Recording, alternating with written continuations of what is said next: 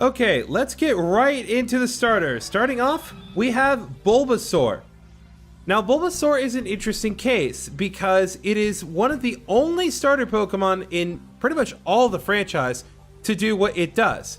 It is a mix of grass and poison type, a dual type right from the beginning.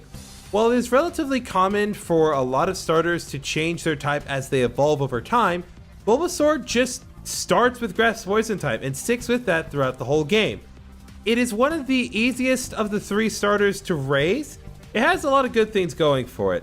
When it evolves fully into Venusaur, it has pretty well-rounded stats, but its main focus is going to be in special attack and special defense. But Venusaur, and frankly the whole line, does have a couple of problems. First of all, grass poison, while it is a good type, it's not going to be particularly helpful in this game. In this particular game, there are a lot, and I mean a lot, of poison type Pokemon that we are going to be encountering. And unfortunately, Bulbasaur, even though it is not weak to poison, its moves just doesn't really help against poison types. Plus, in general, Bulbasaur does not have a particularly great offensive move pool. But it does have a lot of moves that take advantage of a sand type attack bonus, and it does get a lot of really good support moves. It gets a lot of stuff that reduces HP, inflicts a stat as ailments, reduces specific stats of certain Pokemon. So it can be helpful in those specific regards. But you just got to understand that that's what you're getting out of Bulbasaur. It's pretty good offensively, but not against necessarily all the Pokemon that we're going to be encountering. Next up, Charmander, everyone's favorite fire starter. Overratedness aside, Charmander actually is a pretty good starter Pokemon. It learns a wide variety of attacks, not just fire and eventually flying type moves when it evolves into the all-powerful Charizard. It gets some pretty good stuff. It gets steel moves, it gets flying moves, it gets a couple dragon moves here and there, and it's compatible with a lot of really good moves that you will learn later on. The only thing that's really holding back Charizard is that it's just not generally as good defensively. Its defensive stats are not as good as the other two starters, and it can be weak to a lot of relatively common types, including electric and rock.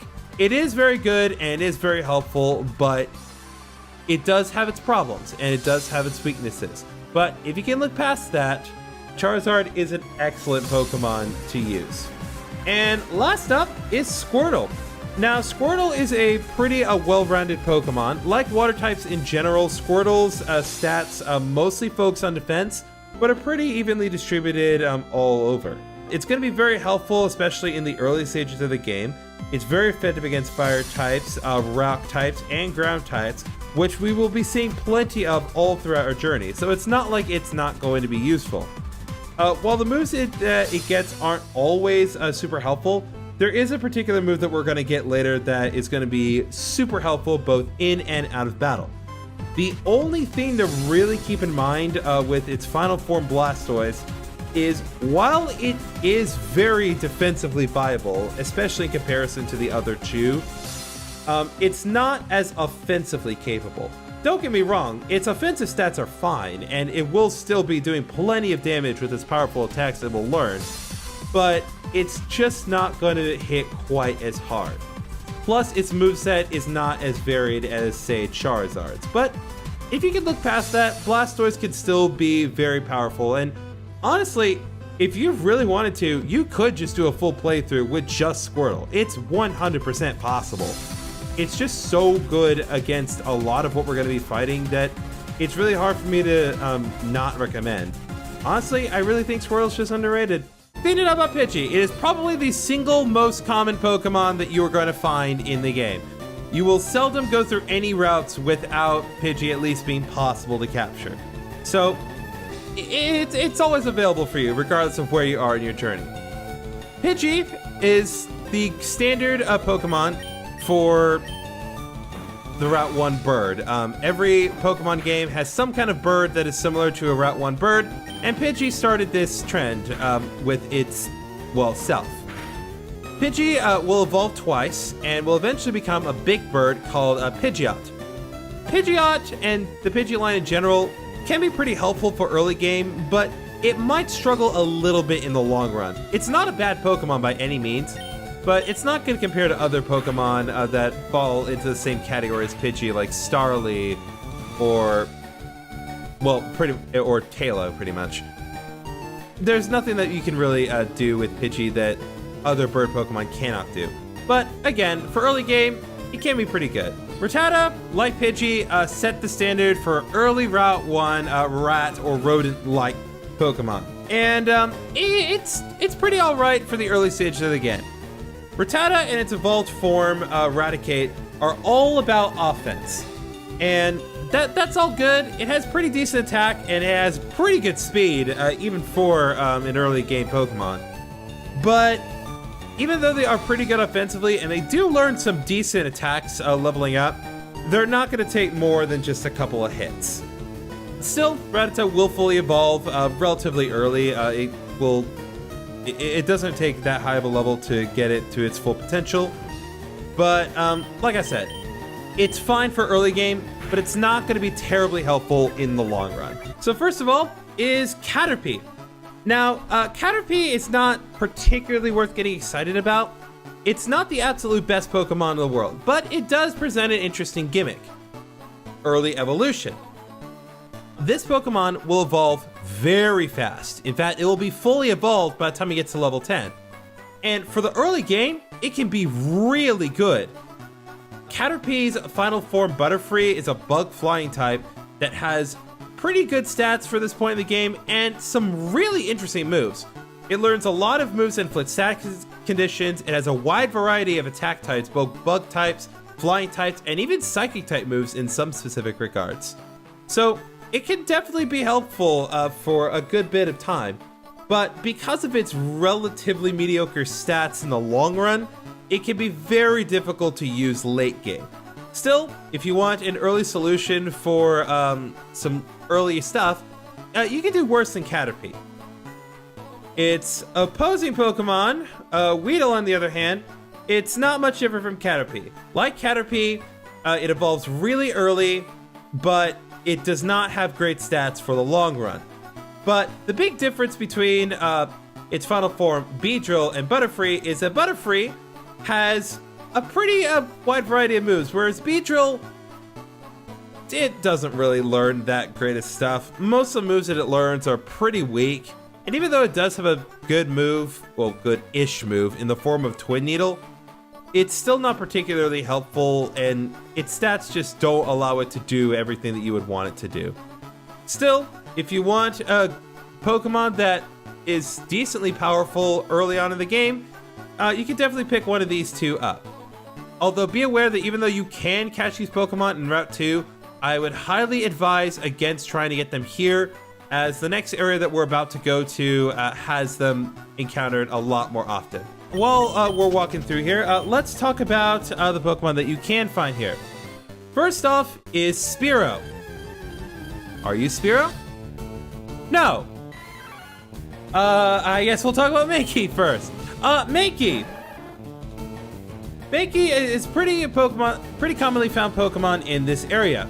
Mankey can be pretty helpful as far as an early game fighting type Pokemon is concerned. And I'm gonna say this much. If you pick Charmander as your starter Pokemon, I would highly recommend that you get this Mankey. Not necessarily at this level, because this is probably the weakest Mankey that you could find, but try to get a Mankey from this route. At level 6, Mankey learns the move Low Kick, which is going to be very helpful against a certain opponent that we're going to have to fight a little later on. And if you pick Charmander, you're going to have a hard time. So I recommend getting Mankey for yourself. Overall, as a Pokemon, it will hit pretty hard and fast. It may struggle to keep up with some of the later game fighting types, but overall, it's still pretty good. Just bear in mind, it should go without saying, but Mankey does not evolve into Annihilate in this game. So if you were planning to get Mankey to use it as a ghost type, don't. It's just not a thing. And it will not be another thing for 6 more generations. Spearow. Spearow is essentially the counterpart to Pidgey. While they're both available pretty early on in the game, there are some pros and cons to using one over the other. Spearow evolves into its final form, Fearow, relatively early on, and it's actually pretty comparable to Pidgey's final form Pidgeot, despite Fearow, the whole line being just a two-stage evolution. As far as comparing Fearow to Pidgeot, the only thing I'm really going to bring up is that while Fearow is not as defensive as Pidgeot would be, Fearow is stronger, at least physically, and faster. So if you don't really care about defense, I would pretty much strongly suggest a Spearow over Pidgey.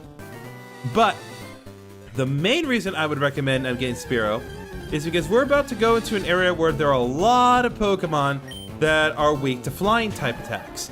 And the neat thing about Spearow is that it starts off with a flying type attack, unlike Pidgey, where you have to get Pidgey to a moderately high level for this early point in the game. So if you want a flying type move right away, Spearow is definitely your go-to. And oh my goodness, I couldn't get away from this Pokemon. There is one new Pokemon that we can get in this area, and it's actually a pretty well-known Pokemon.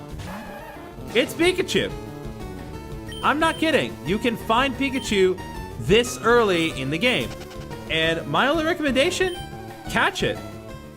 It's actually a pretty good Pokemon. The neat thing about Pikachu is that it's the earliest electric type that we can find in the game.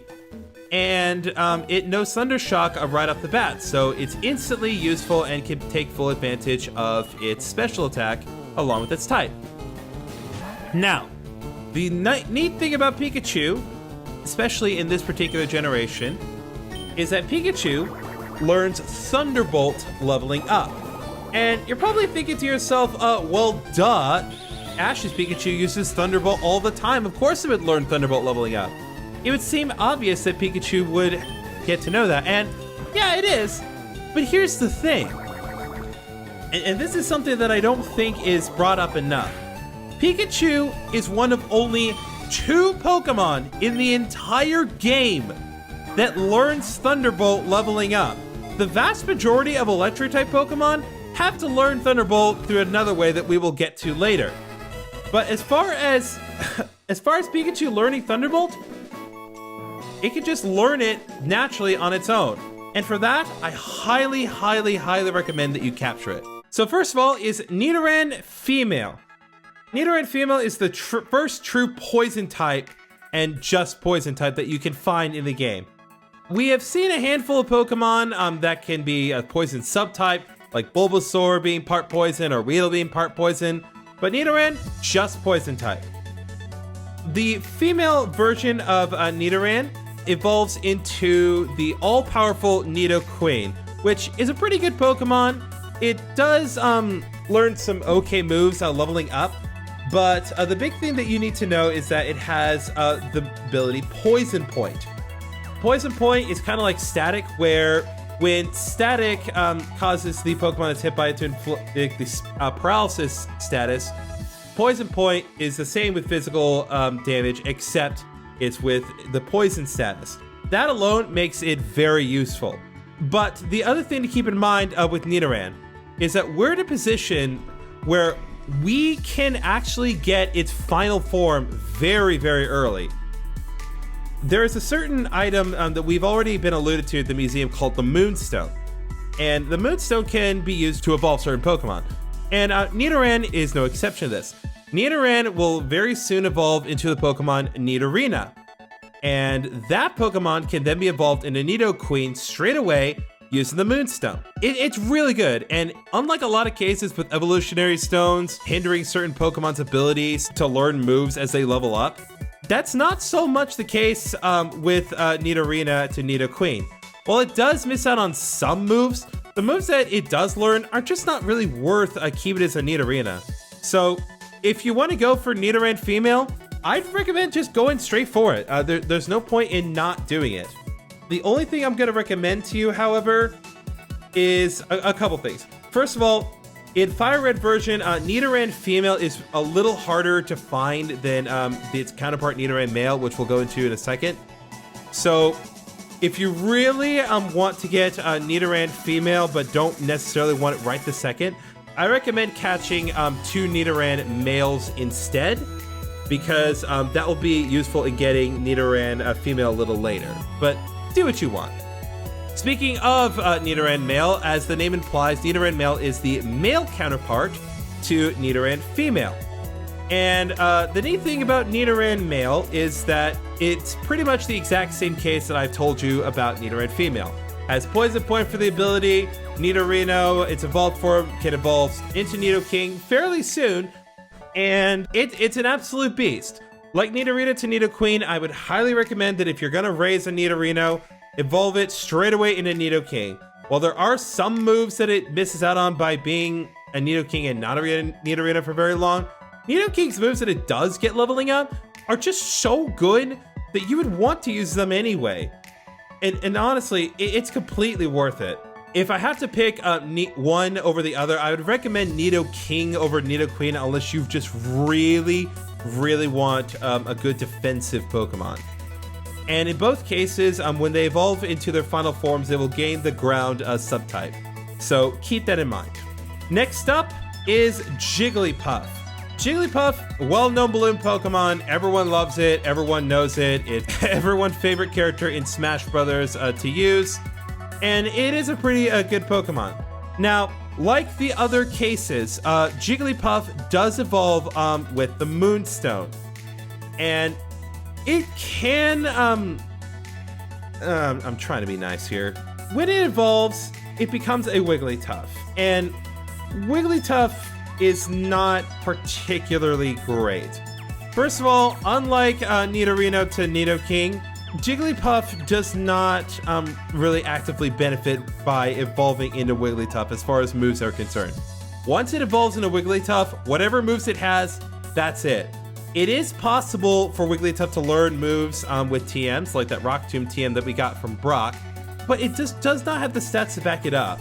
While it does have a lot of HP, it has no stat over 75, and the only stat that actually is 75 is a special attack. Everything else is 70 or less in most cases, and it's just not a particularly great Pokemon.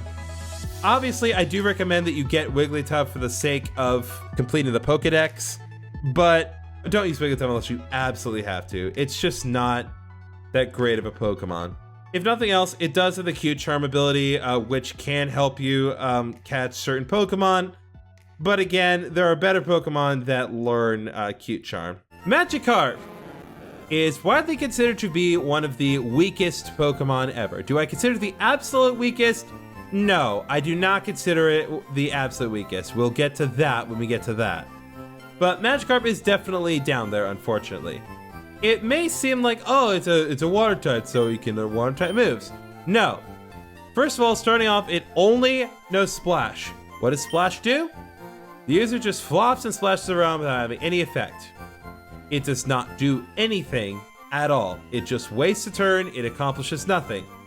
Magikarp's stats are incredibly mediocre, and the only moves that it will really learn leveling up are pretty much Splash and Tackle. It can learn Flail, but no. Anyway, on the plus side, there is a positive to this. Because while Magikarp can learn only 3 moves, once you level it up to level 20 successfully, you get an amazing Pokemon in the form of Gyarados. Gyarados gets a flying subtype, making it the first water flying type that we have available to us. It has excellent stats and a really strong physical attack stat, but Gyarados does have a couple problems. First of all, the water flying type, while it does, how do I put this? While it does lose its weakness to grass by becoming a flying type, it is now weak to rock type and now quad weak to electric type attacks. Plus, Gyarados, while it does learn some good moves leveling up, is not able to take proper advantage of its stats. In this game, whether a move is considered physical or special is determined by the type of move and not necessarily the inherent nature of an individual move. So in this case, Gyarados will only be able to use water type moves that are special. There's no such thing as a physical water type move in this game. But it does learn some pretty good stuff, and even though I do not consider it the absolute best water type, it's still pretty powerful. So if you want to use this Magikarp, you can. You're just going to have to do a lot of switch training because Magikarp is completely incapable of fighting on its own. Am I going to be using this? No! I have a good water Pokemon in the form of Gullywash, and I will take my Gullywash, and I will see you later, Magikarp. Let's get right to it. Well, good enough place to start, I suppose. First of all, obviously we can see here, is Zubat. Zubat, as you can probably tell just by its infamous nature, it is the most common Pokemon that you will find in caves. Just about every cave you can find, Zubat will be in there, or one of its evolved forms will be in there. Now, speaking of evolved forms, that is something that we need to talk about. Zubat is normally a Pokemon that I would recommend highly, because Zubat can evolve into the all-powerful Crobat, which has pretty good stats all around, is incredibly fast, and is generally just very helpful for you and your team. However, there is something that we need to talk about when it comes to Zubat. Zubat is a first case of many Pokemon that we're going to see where their full potential will not be fully realized in this game, or at least not yet.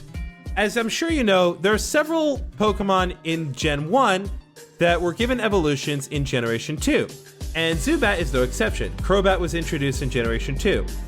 However, when the developers were making this particular game, they wanted to keep the authenticity of the Gen 1 experience present, and have made it so that several Pokemon that normally would be able to evolve in this game are not capable of evolving until the very end of the main story. So instead of Crobat, during the main story, what you're going to be getting instead of Zubat is Golbat, which, to be fair, Golbat isn't half bad, but Golbat, for one thing, is not as good as Crobat, and it will struggle to keep up in the long run. Maybe not at first, but against some of the more powerful trainers in the region, you're going to find Golbat is just going to be lacking in stats. But if you don't mind using Golbat, then that's fine. But keep in mind, Zubat will be available in later caves, so if you don't want to get one right now, or at least not use one right now, it's completely fine. But to be fair, Zubat will become a lot better once it actually learns Wing Attack. Next up, Geodude. Geodude, we saw Geodude in Brock's gym. It's a first strike type Pokemon that we can get, and it actually gets some pretty powerful attacks early on. And as a result of that, it's very easy to train. I personally have played through this game multiple times using almost nothing but Geodude and its evolved form Graveler, because as you're going to see in this game, there are a lot of Pokemon that ground types just do an excellent job against. And Geodude is definitely among the best ones. And the really cool thing about Geodude is that his whole concept has seldom been attempted to be recreated. While there have been a couple of attempts here and there throughout the generations, Geodude is just so consistently good that it really just doesn't need to be replaced. I think it's only been attempted to be redone a couple of times throughout the entire series. However, there is one big caveat about Geodude that you need to keep in mind. Its evolutions. While it does get excellent moves leveling up, and it is very easy to raise, Geodude cannot fully evolve into its final form Golem unless you have the ability to trade it. You have to trade a Graveler to another trainer and then essentially trade it back to you so that way you can get Golem. If you don't have the ability to trade, it's a lot more difficult for me to recommend this Pokemon. Even though it can work, it may struggle in the long run. Now, let's talk about Pokemon that, unfortunately, it does not get better from here. The next Pokemon that you can find in here is Paris. Legends Arceus players will know that this Pokemon is to be feared, as it will pursue you to absolutely no end. And it is a terrifying Pokemon in Legends Arceus for that reason. However, realistically, Paris is probably the worst thing that you're going to find in here. Honestly, even worse than Zubat, if I'm being frank with you. While Paris does have its uses, the biggest problem with Paris is its typing. Grass and Bug is a terrible type defensively. And the main thing about it being so bad is that it has 2 quad weaknesses. It is weak to both fire and flying. Charizard is the absolute bane of his existence because of that. Not only that, it does not get very good moves leveling up. Its stats are mediocre at best when it fully evolves. And it's just not a great Pokemon. But there are a couple of things about it that I can at least say are relatively positive. First of all, it's one of the only Pokemon that gets the move Spore. In fact, I believe in this generation, it's the only Pokemon that gets it. Spore is a 100% accurate move that causes the opponent to fall asleep. So if you want to use that to make your opponents fall asleep, you can do that, but there are just better ways to make your opponents fall asleep. Or just use better Pokemon in general. The actual thing I can recommend about Paris, unironically, aside from catching it to complete the Pokedex, you do want to consider trying to get a few Paris because some of them might be holding a certain item called a tiny mushroom or a big mushroom. These items don't have any particular value, at least not during the main story, but much later, they will be very helpful. So at least try to get a big mushroom if nothing else. Oh, and don't worry if you don't get a Paris during a Mount Moon. There will be other opportunities to get Paris later on. Clefairy is the last new Pokemon that you can catch here. Clefairy is pretty much Jigglypuff if it were good. While it does not have the absolute best stats in the world, it does learn some really good moves leveling up, and actually does learn pretty good moves through breeding, although that's not going to be an option for a very long time. Like Wigglytuff, Clefairy's evolved form Clefable has pretty good stats, but also a great compatibility with a lot of TMs. But also like Wigglytuff, once Clefairy evolves into Clefable, it's not going to learn any moves via level up. So if you want Clefairy to get really good, you're gonna have to work at it for a bit. Either that, or you need to plan ahead and figure out exactly what TMs you want Clefairy to learn, because unlike in later generations where you can either get new copies of TMs or TMs are of infinite use, and I don't understand why in Gen 8 and later they just got rid of that function. TMs in this game are not infinite use, and they are very finite in most cases. So if you want to teach Pokemon TM moves, you're gonna need to plan ahead very carefully.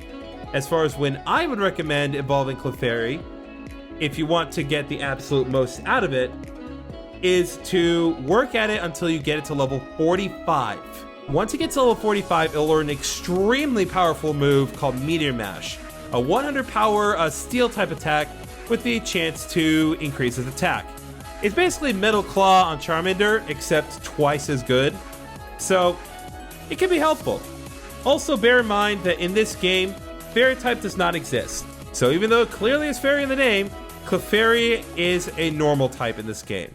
Ekans is the new Pokemon that we can get.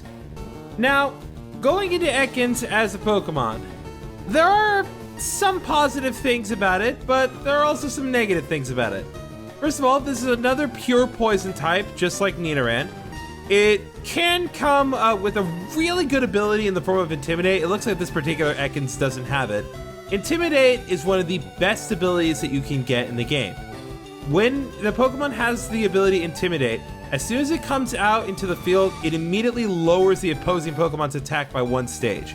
This is extremely helpful in both single player and multiplayer battles, because it can really affect the tide of the battle just from the very start of it coming out.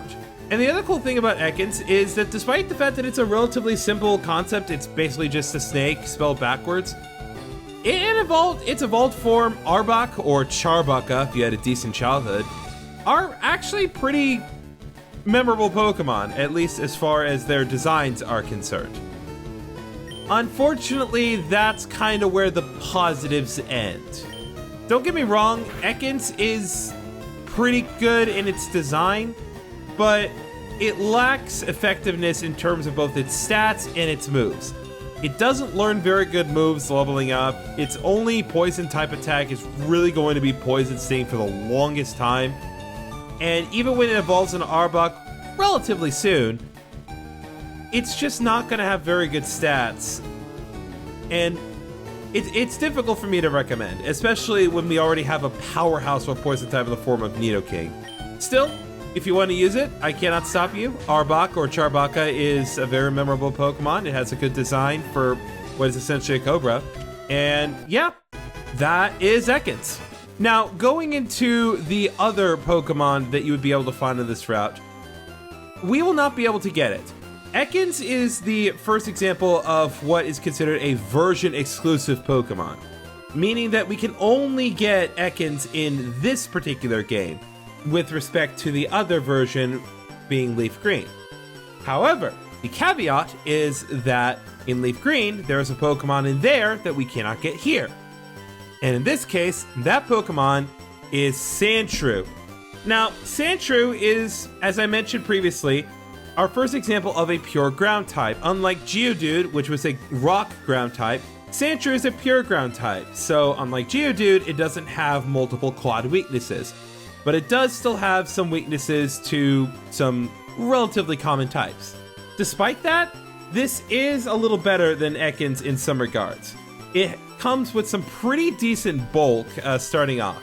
It has pretty good HP, and when it evolves at level 22, it gets excellent physical attack and defense in the form of 100 attack and 110 defense. That's pretty good for a Pokemon that you can get that early. However, like Ekans, the positives are relatively limited on Sandshrew. For one thing, Sandshrew in its evolved form, Sandslash, are not very fast. That may seem strange to say for a ground-type Pokemon, but it really is true. Sandshrew and Sandslash are pretty slow compared to most ground types, and you're going to see later that some ground types get really fast. The other big hurdle that you're going to have to deal with if you want to raise Sandshrew, aside from, being able to play the correct version or have the ability to trade with another friend if you're playing Fire Red, is it doesn't learn many ground type moves leveling up, and the few that it does learn are really bad. More likely than not, depending on what level that you catch Sandshrew, you're either going to have it learn Sand Attack at level 11, or it'll come with Sand Attack if you caught it at level 11 or higher. And that will be its only ground type move until level 52, where it learns Sand Tomb. Arguably the worst ground type attack in the game. It's very hard for me to recommend, but there are some workarounds with this. Relatively soon, we are going to get a TM that will allow us to teach Sandshrew a pretty good ground type move. It's not the best ground type move, but it can be useful for a while. There are some risks and caveats with it, but it's leagues better than Sand Tomb. I'll just say that much. And there is another ground type TM that is arguably the best ground type move in the game, but it's going to be a long time before you can get that. Aside from ground type moves, it learns Poison Sting at level 17, and then learns a bunch of normal moves leveling up in the form of Slash, Swift, and Fury Swipes. If you're willing to put in the time to make Sandslash work, it can be a great Pokemon. But if you're not willing to invest some very limited resources, then I wouldn't go with it. There are better ground types that learn the better ground type moves more easily than Sandshrew and Sandslash. But you do you. I have made Sandslash work on previous playthroughs, and I will say, if you can get to work, it can be a beast in this game, especially considering how many Poison-type Pokemon there are. But you do you. Oddish. Now, Oddish is another Pokemon that is considered version exclusive. It can only be found in Fire Red. And the thing that I need to start out with Oddish is, this is a Pokemon I would highly recommend if you did not pick Bulbasaur, but still liked its typing. Oddish is a really solid substitute for that. It learns a lot of the same moves that Bulbasaur does and has a pretty comparable stat total once it evolves into Vileplume. A lot of its main attacking moves are going to involve absorbing HP from the opponent, which is pretty useful, especially when you have a bunch of long fights and you don't have the ability to access the healing area anytime soon. Also, like Bulbasaur, it learns a bunch of moves that inflict various stat conditions: paralysis, sleep, poison, you name it. Plus, Oddish is not particularly far off from evolving. It'll evolve into its evolved form Gloom at level 21, and then we'll need to use a Leaf Stone in order to evolve it into its final form, Vileplume. And as I had mentioned with Zubat, its Jotonian evolution, Blossom, is not available during the main story of this game. So if you want to get it, you're gonna have to really play the long game here. Plus, Vileplume's a really good Pokemon. Why would you not want to use it straight away? Now, its counterpart in Leaf Green version only is Bellsprout, which we saw last episode. Now, Bellsprout is pretty similar to Oddish in many regards. It's a grass poison type, it learns similar moves, it can inflict the powders, but the difference between Bellsprout versus Oddish and its evolved form, Vileplume, have pretty well-rounded stats all across the board. It's not spectacular, but it is pretty good at what it does, regardless of what you have it do. But Bellsprout trades in a little bit of defense for much improved offensive capabilities. If you want a good offensive grass poison type, this is your Pokemon to get. Like I said, either one of them can be a good substitute for Bulbasaur. So if you really like the grass poison type but just didn't want to use Bulbasaur for whatever reason, I would highly recommend catching whichever Pokemon is available to you. Obviously, whichever one you have available to you by default is determined by the version, but if you do have the ability to pick between versions or the ability to trade, do what you can to make it work for you. Either one will do just a fine job. And the third Pokemon that you can find, Abra. Now, despite what I said in the last episode about Abra being a total joke, do not let what I said before deter you. Abra has potential to be one of the most powerful Pokemon in the game. Abra is our first Psychic-type Pokemon. Psychic-type Pokemon, especially in the Kanto region, are considered generally to be the best type in the game. Comparable to Dragon-type, also having very few weaknesses. Now, the thing you need to know about Abra before we get into any details about how it is as a Pokemon. When you find Abra, do not try to inflict damage to it. The only viable option is for you to throw a Pokeball immediately. Do not reduce HP, don't try to flip the status condition, just go straight for the Pokeball. Why do I say this? Well, it loops back around to what I had brought up before with Abra kind of being a joke when we fought it with Sheldon. Abra, as it stands, only knows one move, Teleport. Teleport is utterly useless in trainer battles, at least during the third generation of Pokemon. But Teleport is particularly annoying when you're trying to deal with a wild Pokemon. Teleport allows the user to instantly escape from battle, no matter what. Normally when you're trying to run away from a wild Pokemon, it is determined by a speed check with respect to your Pokemon and the opposing Pokemon, but none of that applies in the case of Abra. If it uses Teleport, it instantly gets away. And because Teleport is the only move Abra can actually know, it is not able to really do anything other than Teleport, which means you only get one shot of catching it. It's not the most impossible thing to do. You might have to try with a couple times to actually get Abra successfully, but if you can, it becomes much better. Now, fortunately, Abra is not particularly far off from evolving into its evolved form, Kadabra, at level 16. And let me just say, as soon as it becomes Kadabra, it becomes an instant powerhouse with monstrous special attack that rival even some of the best Pokemon in this game. While it does have an evolved form in the form of Alakazam, there is another caveat that you need to be made aware of. While Kadabra's evolved form, Alakazam, does have unbelievable stats, even in comparison to Kadabra, has excellent special attack, pretty good special defense, and it's just all around one of the most overpowered Pokemon in the game. You cannot obtain Alakazam unless you trade Kadabra. So if you don't have the ability to conduct trades between different trainers, you're going to be stuck with Kadabra. That isn't to say you can't make Kadabra work, but just keep that in mind. That's why I wanted to kind of put a big emphasis on Kadabra stats, because if you can't trade, that's what you're going to kind of be working with. Regardless, it learns a lot of the generic Psychic type moves that you would want it to learn. The only thing you really need to be careful of when raising Abracadabra or Alakazam, if you are able to get it that far, is while it is a monster in terms of its offensive capabilities for the special attack, its physical stats are where it really is flawed, especially with Abra and Kadabra. They are absolute pieces of glass. But if you can make it work, this can be one of the most overpowered Pokemon in the game, smashing through poison types and fighting types effortlessly. Plus, even though dark types are a thing, there really aren't any dark type Pokemon from the original 151, so you don't really have to worry about it. Plus, Bite is still considered a special attack in this game, despite it very much being physical contact. So you won't really need to worry about dark type moves overly that much, or at least not right now anyway. Oh, and if there is one thing that I could recommend about Abra above anything else, and I know you're not gonna like to hear this considering how difficult it is to get Abra in the first place, but hear me out. Like Spearow, I do recommend that you catch more than one Abra, and it is for the exact same reason that will come up with Spearow when that comes up.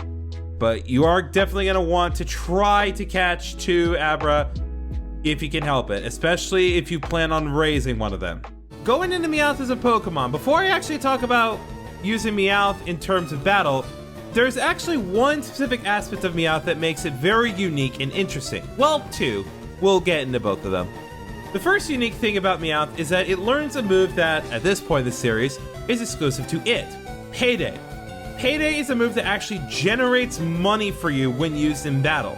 And the amount, I believe, is 5 Poke multiplied by the Pokemon's level. So if Meowth were to use Payday right now, it would give us 50 Poke, which isn't bad. Plus, it's not a half-bad normal move, all things considered. But the other thing, and the biggest draw of Meowth by far, is his ability Pickup. Pickup is an ability that I don't think is taught about much, especially with respect to this specific game.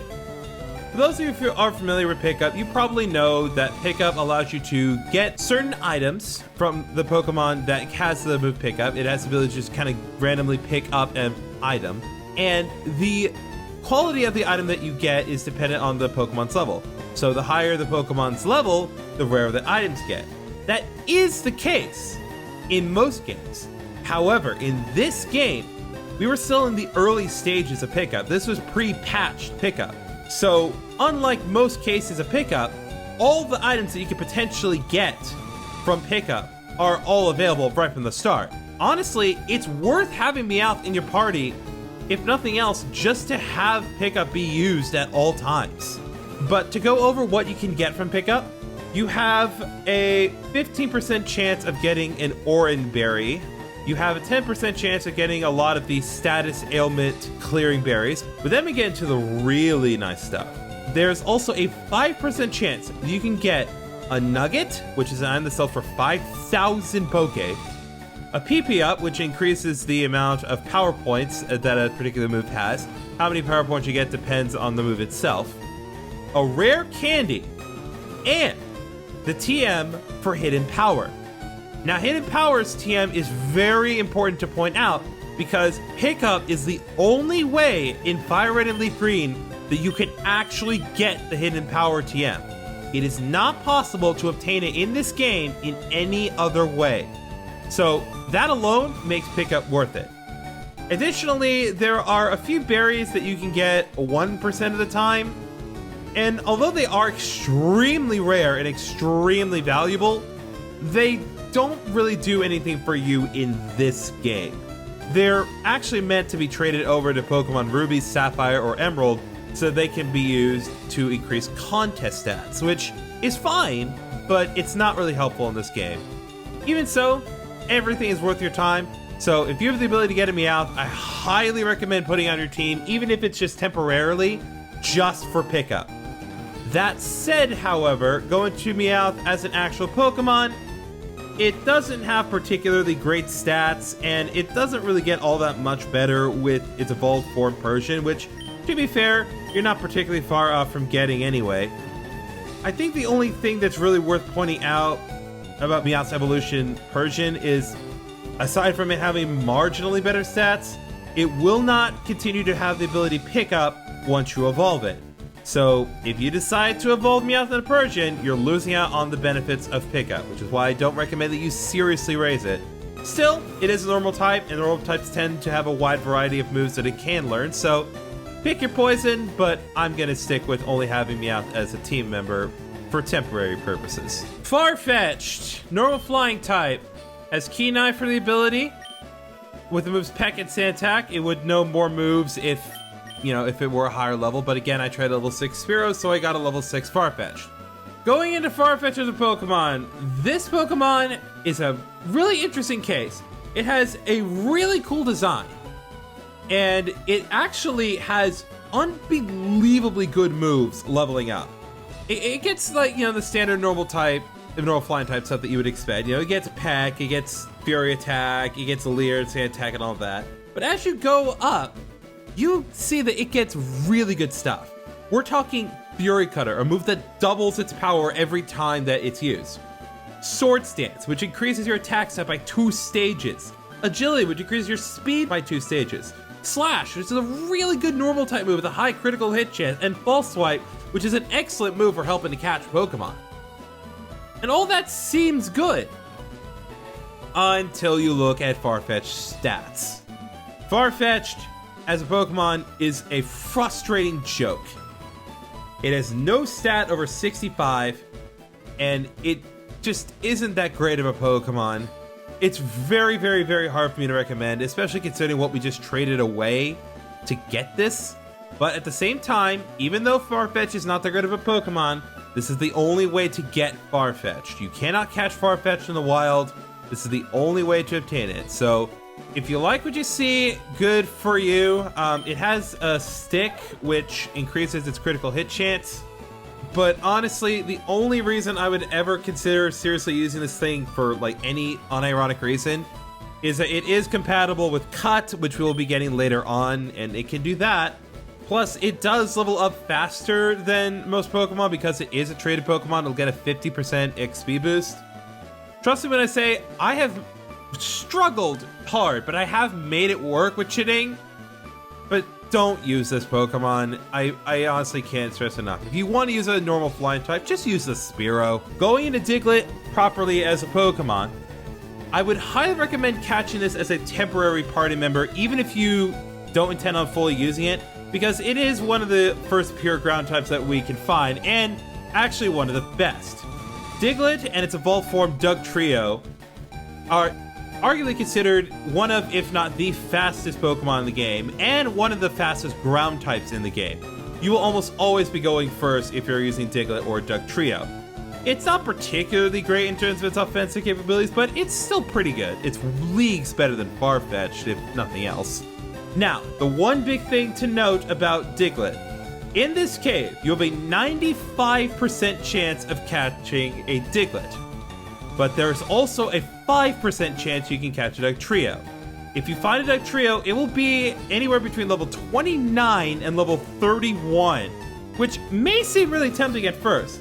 However, the one big caveat that you need to keep in mind is the moveset. If you catch a Dugtrio in this cave, it will miss out on learning the move Magnitude, which is a really good ground type move that will serve you well through the vast majority of the game. But Dugtrio does not naturally learn Magnitude, and it won't have it when you catch it level 29 or level 31 or anywhere between. Instead, Dugtrio will be stuck knowing Sand Tomb, which is fine, but it's not Magnitude. Magnitude's leagues better than Sand Tomb. It does learn a really good ground type move in the form of Earthquake at level 51, so even if you do catch Dugtrio, it's not going to be stuck with just Sand Tomb forever, but catch a Diglett, save yourself some time. Mr. Mime is an interesting case. First of all, its Japanese name is not Mr. Mime or anything remotely resembling a mime. It's pretty much just the Japanese word for barrier. The way Mr. Mime works, as the Japanese name implies, Mr. Mime is kind of more of a barrier-making Pokemon. He learns moves like, Barrier. He learns Light Screen, Reflect, and Substitute, moves that can either reduce damage or to straight up negate damage. But don't think that's all Mr. Mime can do. He doesn't have the best HP in the world, and again, it's mostly about raising defenses. But he's also a pretty good special attacker. He learned some pretty good moves leveling up. He learned Psybeam, Psychic, and Magical Leaf of all things, which is a grass type move that never misses. And if you're looking to raise a Psychic type Pokemon, you could definitely do worse than Mr. Mime. I would definitely recommend that you raise a Mr. Mime if you really want to use a Psychic type, but didn't like to use Kadabra only because Kadabra did not fully evolve. This is a Pokemon that's pretty good straight out of the gate. And again, I won't be using it for the sake of this playthrough, but I do need to catch it for the sake of the Pokédex. I just wish there was a way to get Mr. Mime that did not involve, well, having it with the nickname, but that's also not going to be for a very long time. Drowsy, like I mentioned before, is a Psychic type Pokemon, despite how it looks with half its body being covered in mud, and it evolves into Hypno, which is, it's a fairly okay Psychic Pokemon. This is a Pokemon I would highly recommend if you want to keep two things in mind. One, Hypno has better attack and defense than even Alakazam. So if you want something that's a little less fragile in some specific regards, then Hypno is a good Pokemon for you. Additionally, it is a better Pokemon overall than Kadabra if you don't want to deal with the whole matter of Kadabra not being able to evolve unless traded. Not only that, but even though Drowsy isn't capable of everything ever Kadabra and Alakazam can do, it does have its own benefits. Drowsy can actually learn a combination of moves that makes it really good. In fact, we're looking at one example here, Hypnosis. Hypnosis straight up puts a Pokemon to sleep. Later on, we'll get the ability to teach a Pokemon the move Dream Eater, which in combination with Hypnosis is an excellent combo. You cannot do this with Abra and its evolutionary line. So if this is a strategy you want to go for, Drowsy is the Pokemon that you want to use to do this. There are other options, of course, but as far as Psychic types go, it could definitely be worse. The only thing I'm going to really say, and this is just how it is for some specific Pokemon, Hypno was made so much worse after Gen 1. This is a case of Hypno having a really good special, and then it ultimately ended up with special defense as its good stat instead of special attack, but it's still pretty good. As I was trying to say, Voltorb is the only other electric type Pokemon aside from Pikachu that you could have gotten at this particular point in the game. There will be more electric types that we can get later, but it's going to be a while before we can have access to them. So if you want electric type and you didn't get Pikachu, you might as well get Voltorb now if you don't want to wait too much longer. Now, going to Voltorb as a Pokemon, it is very, very fast. In fact, it's probably one of, if not the fastest electric Pokemon in the game, and one of the fastest Pokemon in the game in general. However, unlike Pikachu, it does not learn Thunderbolt leveling up. In fact, its only electric attack that it learns is Spark, which is fine, but it's not Thunderbolt. So if you want to use Voltorb, by all means, do so. It's a pretty good electric Pokemon, but it requires just a little bit of investment in order to make it work. Still, Voltorb and Electrode are pretty good Pokemon. It'll evolve into Electrode at level 30, which is not particularly far off, especially considering the level that it currently is at when you catch it. So it's pretty good. Machop. We've seen Machop a few times throughout our journey. Always been a little annoying to fight, but that's only because we don't have the best way of dealing with a flying type Pokemon. Still, it's a pretty good Pokemon. It's actually a pretty good replacement for Mankey if you've already caught one earlier, but either one works particularly well. And the nice thing about Machop is that even though we're getting it relatively early, it's still pretty good in the long run of the game. It can serve you pretty well. Now, the only thing that you need to keep in mind with Machop and its evolved form Machoke is, like the case with Abracadabra, Machoke will not evolve into Machamp unless you trade it. I really wish they would stop doing this in games, but I guess they have come up with new ways to evolve Pokemon, like literally holding your system upside down. But in any case, this is another Pokemon that you're going to need to trade if you want to reach its full potential. Machoke is not unusable, but it's not going to do nearly as well as Machamp will. Still, it's still a pretty good Pokemon regardless of what you go with. My only recommendation when catching this Pokemon, if you can help it, is try to get No Guard for its ability. I'm pretty sure No Guard exists in this game. If you can get No Guard for its ability, that can be a godsend. No Guard is a move that makes it so none of its attacks miss, no matter what. It also makes it so the opponent's attacks never miss, but it's so good because Machop learns some really good moves later down the line that just make it so worthwhile using because of No Guard and the fact that it's able to hit every single time with certain really powerful moves that have relatively low accuracy. So please, please, please try to get a Machop with No Guard if it can be helped. But that isn't to say that its other ability, Guts, is bad. Another Pokemon that we can finally catch for ourselves is Onix. Onix, in our situation, is the second Rock-type Pokemon that we can encounter following the Geodudes that we saw in Mount Moon. Now, despite how it looks, Onix is not really as well-rounded as Golem. Don't get me wrong, it has ridiculously good defense, and it actually gets some pretty cool moves leveling up in the form of Dragon Breath at level 30 and Iron Tail at level 45, which can be really helpful, especially in the long run against certain Pokemon trainers we'll be fighting later. However, just know that Onix, as you see it here, is how it's going to be. Despite its size, it doesn't have particularly great offensive capabilities, and although it is fast and defensive, that's pretty much all it's got going for it. Also, do bear in mind that Onix, once again, cannot evolve during the main story. It's going to be a while before you're going to have the ability to evolve Onix, which is why I have not included its evolved form Steelix in this particular bio. So what you see with Onix is what you get. If you want a good rock type, I would still recommend Geodude and its evolutions over Onix. Vulpix. This is pretty much the first case of us being able to find a wild fire Pokemon in the wild. The only other case of a Pokemon being able to be found before this, as far as fire type Pokemon is concerned, is Charmander. So if you're playing Leaf Green and you want a fire type, this is the time to get a fire type. And Vulpix has some good stuff for it. The main draw of Vulpix is that it gets really good moves really early. Most notably, it learns Flamethrower, one of the best and most useful fire type moves in the game, at level 29. That's really good. In fact, it's 5 levels sooner than Charmeleon, just to kind of put it into perspective. Now, the one thing that you need to keep in mind with Vulpix is that it's another Evolution Stone Pokemon, meaning that if you want it to get the moves that it wants, you need to keep it as a Vulpix before you use a Firestone to evolve it into Ninetales. Now, Ninetales is a Pokemon that had unfortunately gotten worse over time.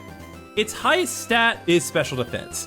Back in the original Red, Blue, and Yellow when Vulpix and Ninetales were introduced, Special was 1 stat, and back then, Special acted as Special Attack and Special Defense as it would be today. Because of that, when they shifted into individual Special Attack and Special Defense, they gave Vulpix and Ninetales good Special Defense and okay Special Attack. It's not bad, and it's not going to fail you in any particular way. It's just not as good as it otherwise could be. Now, in our version, we get Growlithe, and Growlithe is the exact opposite case of Vulpix.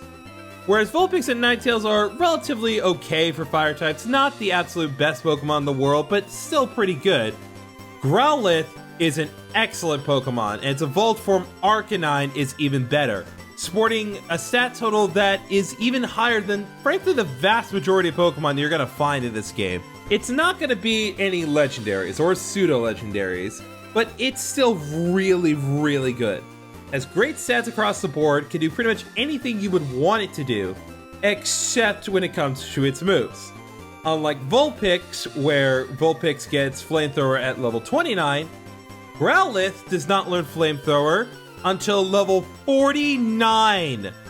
That's 20 levels higher than Vulpix. And that's assuming you don't evolve it earlier into Arcanine, because Arcanine is also a Firestone-based evolution. So if you want Growlithe to learn Flamethrower via level up, you're going to have to wait until it gets level 49, and trust me, you're not going to want to wait that long. Eevee! as many people know, is a Pokemon that at this point in the series can evolve into one of 5 different Pokemon. It is known as the evolution Pokemon for that reason. And as such, there is a lot to talk about with regards to the evolutions of Eevee. However, there is one thing that I need to preface straight away. I say one of 5 Pokemon, but in this specific game, it's actually not possible to obtain 2 of the evolutions, as most people refer to them as. That is because of how this game works. As I mentioned before, one of the things that they wanted to maintain the consistency of with respect to Gen 1 is the fact that there was no day and night cycle in Gen 1. And as such, you're just kind of kept at a considered neutral time, where it's not really daytime, it's not nighttime, it's just kind of time. And because Eevee's evolutions, Espeon and Umbreon, are determined by happiness combined with leveling up at a specific time of day, it is not possible to obtain Espeon and Umbreon in this game. There is actually no legitimate way to do it.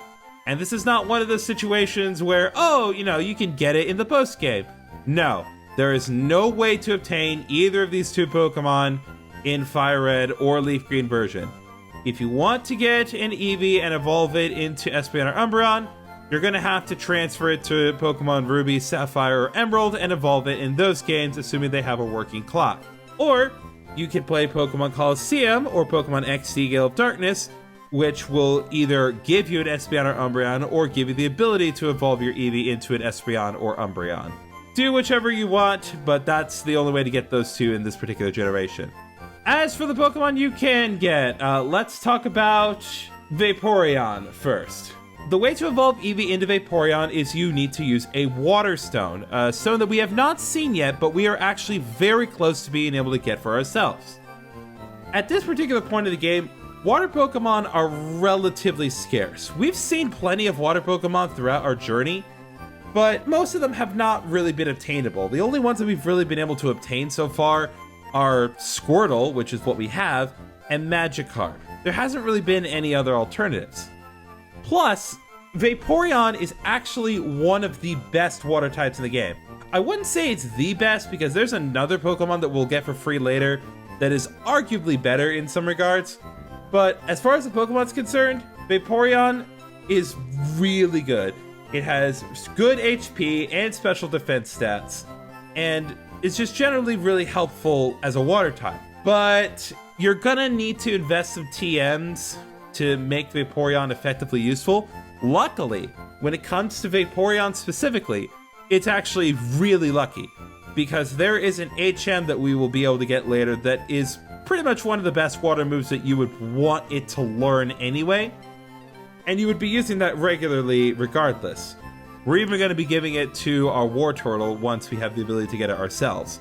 So trust me when I say it's a really good move, and it's really worth it, despite being an HM. Aside from that, one of the biggest problems with Vaporeon, and you'll be hearing this a lot, is the level that you get Eevee at. You think getting an Eevee at level 25 would be relatively helpful, but it actually isn't, because there are certain moves that the evolutions just flat out miss out on getting, because they have no choice but to evolve at a later point in their development. If we had gotten Eevee at, say, level 15, I would highly recommend it more, because it would get Water Gun if you evolved it and then leveled up one time. Aside from that, it learns Aurora Beam at level 36, it learns Acid Armor at level 47, and it learns Hydro Pump at level 52, which is one of the most powerful water-type moves in the game. Now, looking at its other evolution, Jolteon, we can obtain Jolteon if we use a Thunderstone on Eevee instead, and again, like Vaporeon, we don't have access to the Thunderstone yet, but we will very, very, very soon. Jolteon is easily one of the strongest electric Pokemon in the game. Has ridiculously good special attack and really good speed stats. It will be obliterating everything really fast and will be outspeeding pretty much any Pokemon that you would want it to get.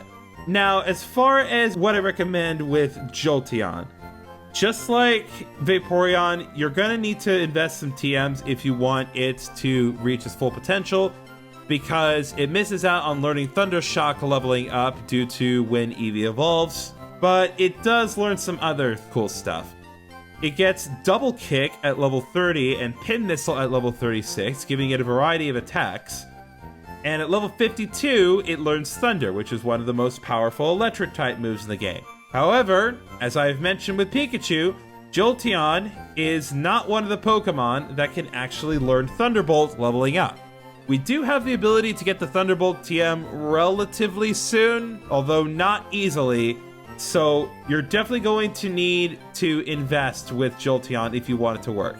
We do have the Shockwave TM, so if you want to teach it Shockwave, you can have it learn that straight off the bat. But again, it's a really good Pokemon that is just going to require a little bit of investment to work.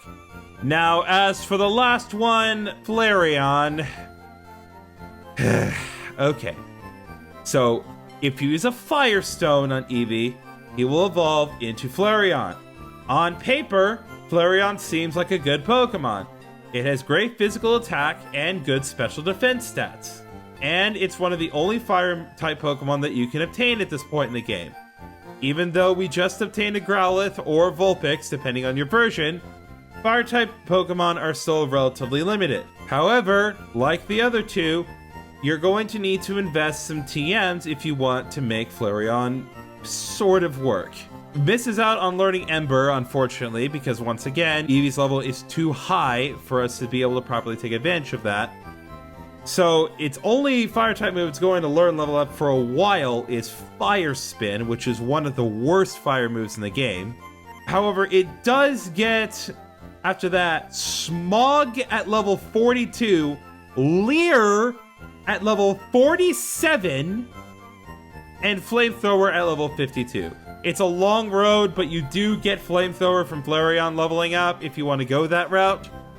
So it's not all bad, but here's the problem. Flareon stats don't complement its type, especially in this generation. All Fire-type moves are special regardless of their relative quality. So even though it doesn't learn a lot of good Fire-type moves to begin with, the few that it does learn is not able to take full advantage of its stats. It has great physical attack, but it hardly learns anything that actually takes advantage of it. The only physical moves that it technically learns are Quick Attack, which I'm pretty sure Eevee already has at this point. And of all things, Smog is considered a physical attack, which at that point, why would you use it? It's really hard for me to recommend Flareon over the other two, but of course, there are reasons to use it over the other two depending on what you're trying to get out of your team. Still, it's not the worst thing out there, and again, if you don't want to go through the hassles that come with Growlithe or Vulpix, this can be a good Pokemon, but just understand that you're not going to get a great package in comparison to Vaporeon or Jolteon. Porygon. Now, going into Porygon as a Pokemon, it's a pretty unique Pokemon. It's a normal type with pretty okay stats. It's not capable of evolving into Porygon 2 until the post-game, of course. But it has very unique moves that make it stand out from every other Pokemon in the game. The first move that it learns is Conversion. This will change Porygon's typeset to one of its own moves. So, for example, if Porygon, say, knew Thunderbolt, Conversion would change Porygon into an electric type, not only giving it all the benefits of an electric type in terms of resistances, but that would also guarantee that Porygon's Thunderbolt would get the same type attack bonus and allow it to deal the optimal amount of damage with Thunderbolt. But then it also learns Conversion 2, which changes Porygon into a type that is resistant to its opponent. This can be great defensively if you're trying to deal with a Pokemon that has a lot of offensive capabilities. Especially since Porygon as a normal type would normally not be able to resist anything. So use Conversion 2 and it can definitely catch the opponent off guard. It also learns Recycle, which can regenerate items that have been consumed. Things like berries or other such items. But again, it's a case by case as to whether or not you'd want to use something like that. And it also gets a move called Recover. I believe that we've seen Recover once in the case of Misty's Starmie. So it is useful, but even though it has really unique moves that could definitely make it an interesting Pokemon to fight, as far as its stats are concerned, Porygon's stats are relatively average. It's nothing really all that spectacular, and it's not really going to be the best normal type that you can get out there. There are plenty of better normal types, especially in terms of stats. But if you're willing to play a long game of Porygon and wait until the end of the game to be able to evolve into Porygon 2, you can get pretty good Pokemon out of that. Though again, the Johto factor is not really going to make any sway on my decision. Though there is one thing that I do have to point out about Porygon. Why is Porygon 9,999 coins in this game? I know that it's meant to be the most expensive one, and I get that. I understand what they're going for. But what I don't understand is why it's so expensive in this game. And you're probably thinking, like, what are you talking about? In Leaf Green, Porygon is only 6,500 coins. For some reason, in Fire Red, it's just more than 3,000 coins more expensive. I just don't get it. Why is it so much more expensive in this game? It's such a ridiculous investment, and nothing else that you will have to buy with the coins even approaches this price. I honestly don't understand it. But for better or for worse, I had to talk about Porygon here because this is the only way to obtain Porygon in this game. There is no other way for you to obtain Porygon without transferring. So if you want it, good luck. Ghastly. Now, Ghastly and its evolutions Haunter and Gengar are the only ghost Pokemon that you're going to be able to get in the game. Or at the very least until the end of the main story.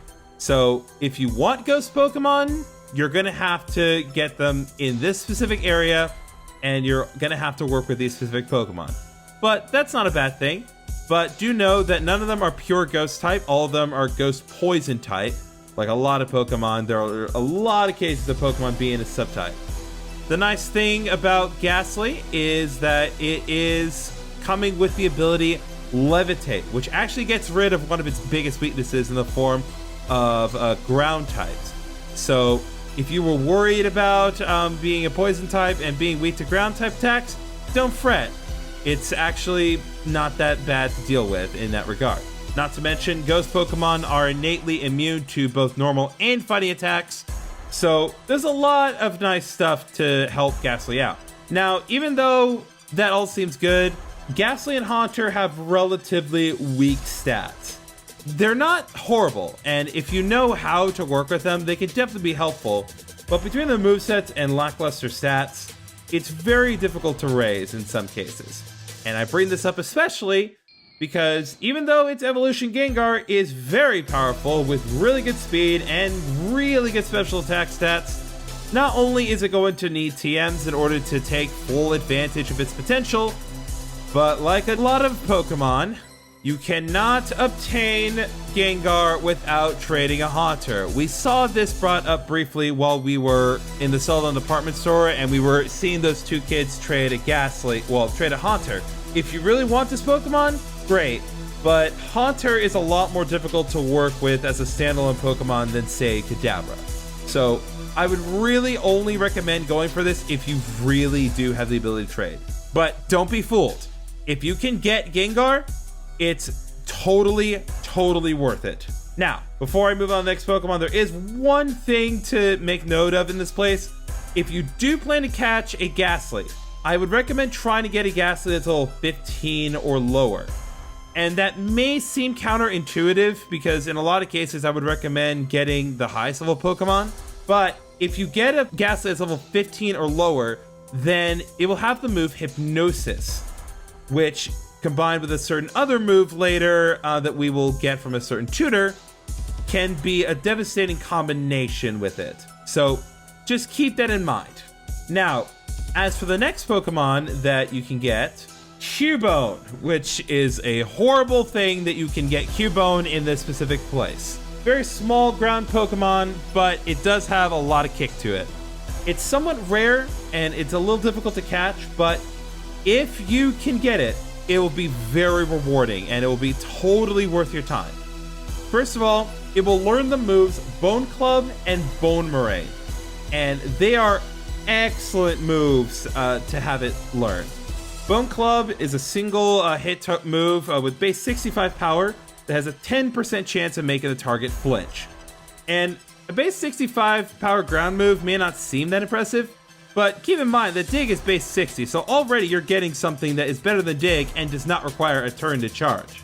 But more importantly is the move Bone Meringue. It is slightly weaker than Bone Club, but what makes this particular move good is that Bone Meringue hits twice. So while it is base 50 power, it's essentially base 100 power. Not to mention the boost that you get from it being a same type attack bonus, which already makes it base 75 power twice. Now, as far as its evolved form Marowak is concerned, while you are not able to obtain this Pokemon in here, for reasons that will become apparent later on, it's still a pretty good Pokemon. While it doesn't get all that much faster, it does get pretty decent attack and really good defenses.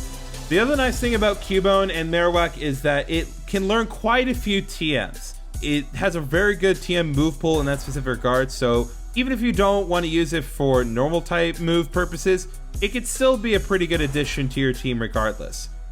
Just keep in mind that some of its stats are great, other of its stats are not as great. But if you can make it work, it can be an excellent addition to your team. I would definitely recommend this Pokemon if you want a ground type, but for some reason Nidoking and Nidoqueen did not agree with you, because they function pretty similarly to each other otherwise. Plus, Marowak does not have the poison subtype, so if that is what was turning you off from having Nidoking or Nidoqueen, don't worry about it. Just a pure ground type, no quad weaknesses, no poison type, just pure ground and pure power. Doduo. Now, Doduo is a pretty interesting case. Doduo is arguably the best normal flying type Pokemon that you can find in the wild. Leveling up, it mostly learns flying and normal type moves, so that means it's going to be able to take advantage of the same type of attack bonus that it would get from each of them. Now, what makes Doduo interesting is that it learns a bunch of really good and also really unique moves. The first thing it gets is Tri-Attack at level 21, a move that has a 20% chance of burning, freezing, or paralyzing the opponent. Plus, it has decent power too, it's not just for show. And despite the fact that Doduo does not have any apparent feathers or wings, it does have the ability to learn Fly. So, if you're worried about Doduo not having a good flying type move right off the bat, you can teach it Fly straight away. But that's not the only good move that Doduo will learn. At level 37, Doduo will learn the move Drill Peck, and it's actually one of the best flying type moves in the game. It will easily mow down anything that you put in front of it. It's so good that I would actually recommend holding off on evolving Doduo into Dodrio just to get that specific move. It's that good. If you do decide to get Dodrio earlier on, then be warned that Dodrio will not get Drill Peck until level 47. Speaking of Dodrio, it's pretty fast and has really good attack. So it's just a really fast attacker that can deal a lot of damage really quickly. It's not great in terms of its defenses. It will not take hits very well, but if you can make Doduo work, it can be one of the absolute best flying types that you can get. I wouldn't say it's the absolute best flying type Pokemon in the game. Trust me, there are other better flying types. But in terms of normal flying, honestly, it's arguably second to none. Snorlax is probably one of the best normal types that you can get in the game. I won't say it's the best normal type. I won't even say it's the best pure normal type, because I know that there are some people that will argue that a certain other normal Pokemon that we have not seen yet is arguably better. And I'm not going to disagree. I just think that there is some room for discussion here. But regardless, it has really good HP, really good physical attack, and really good special defense. It doesn't have the best physical defense in the world, and it's very slow. But honestly, those are its only two flaws.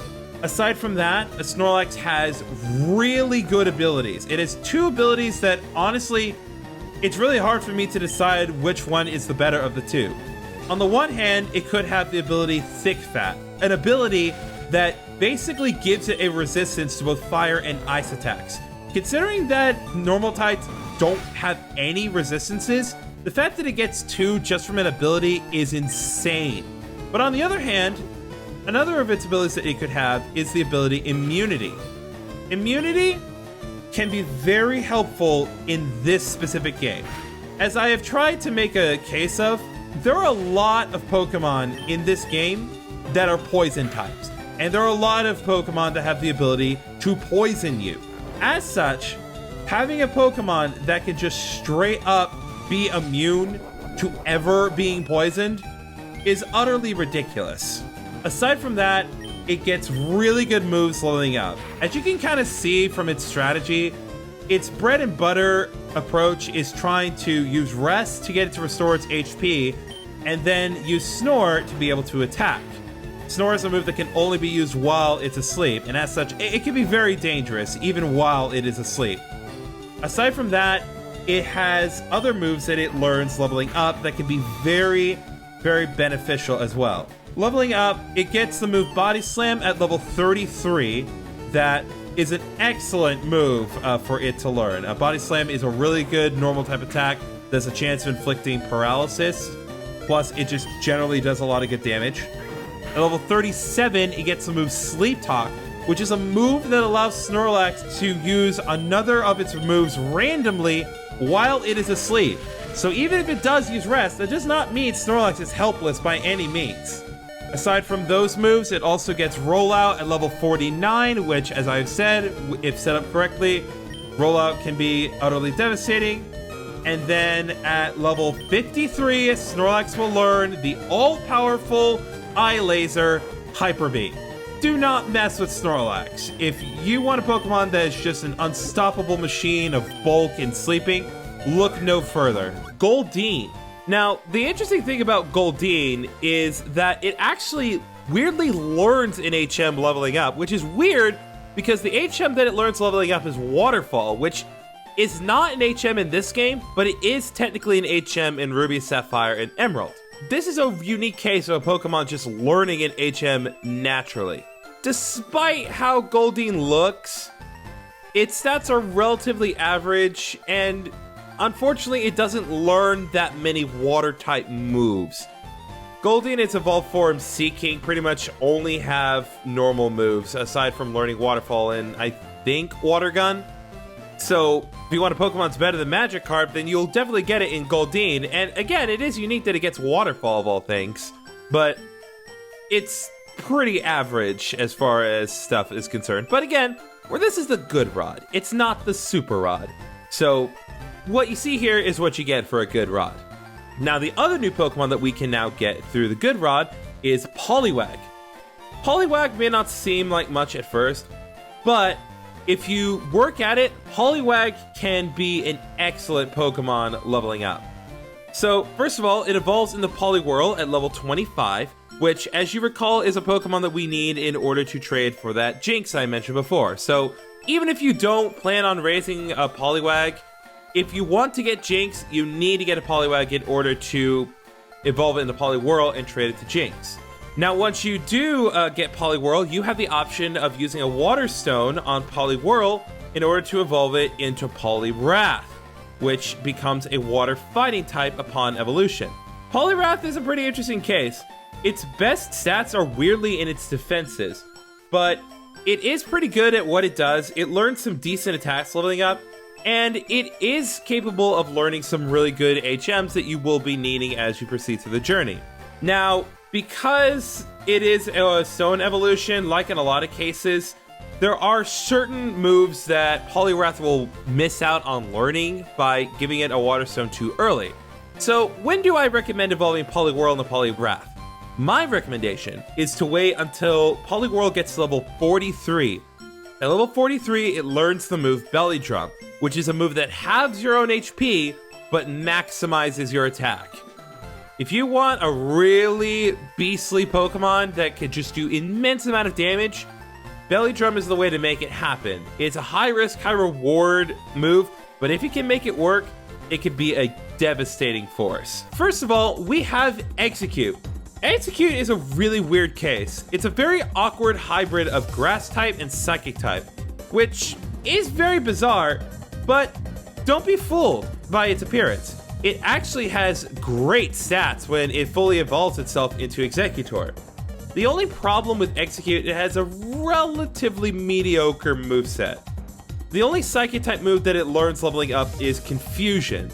And that's fine for early points, but later on in the game, you're going to want to try to get other better moves. And unfortunately, for you to get better moves on Executor, you're going to need to commit a particular TM that we will get later. Additionally, the only good offensive grass move that it learns leveling up is Solar Beam, which, don't get me wrong, Solar Beam is really good, but it's a really powerful move that takes a turn to charge. And for a grass type, you want something that's a little more reliable in terms of being able to use straight away, because grass types like Execute and Executor are relatively slow and are usually riddled with a lot of weaknesses. Aside from that, all of its moves are support based. That said, if you are willing to put in the effort and commit some TMs like Psychic and Giga Drain, this can be an absolute beast of a Pokemon. The best thing to keep note of is its ability.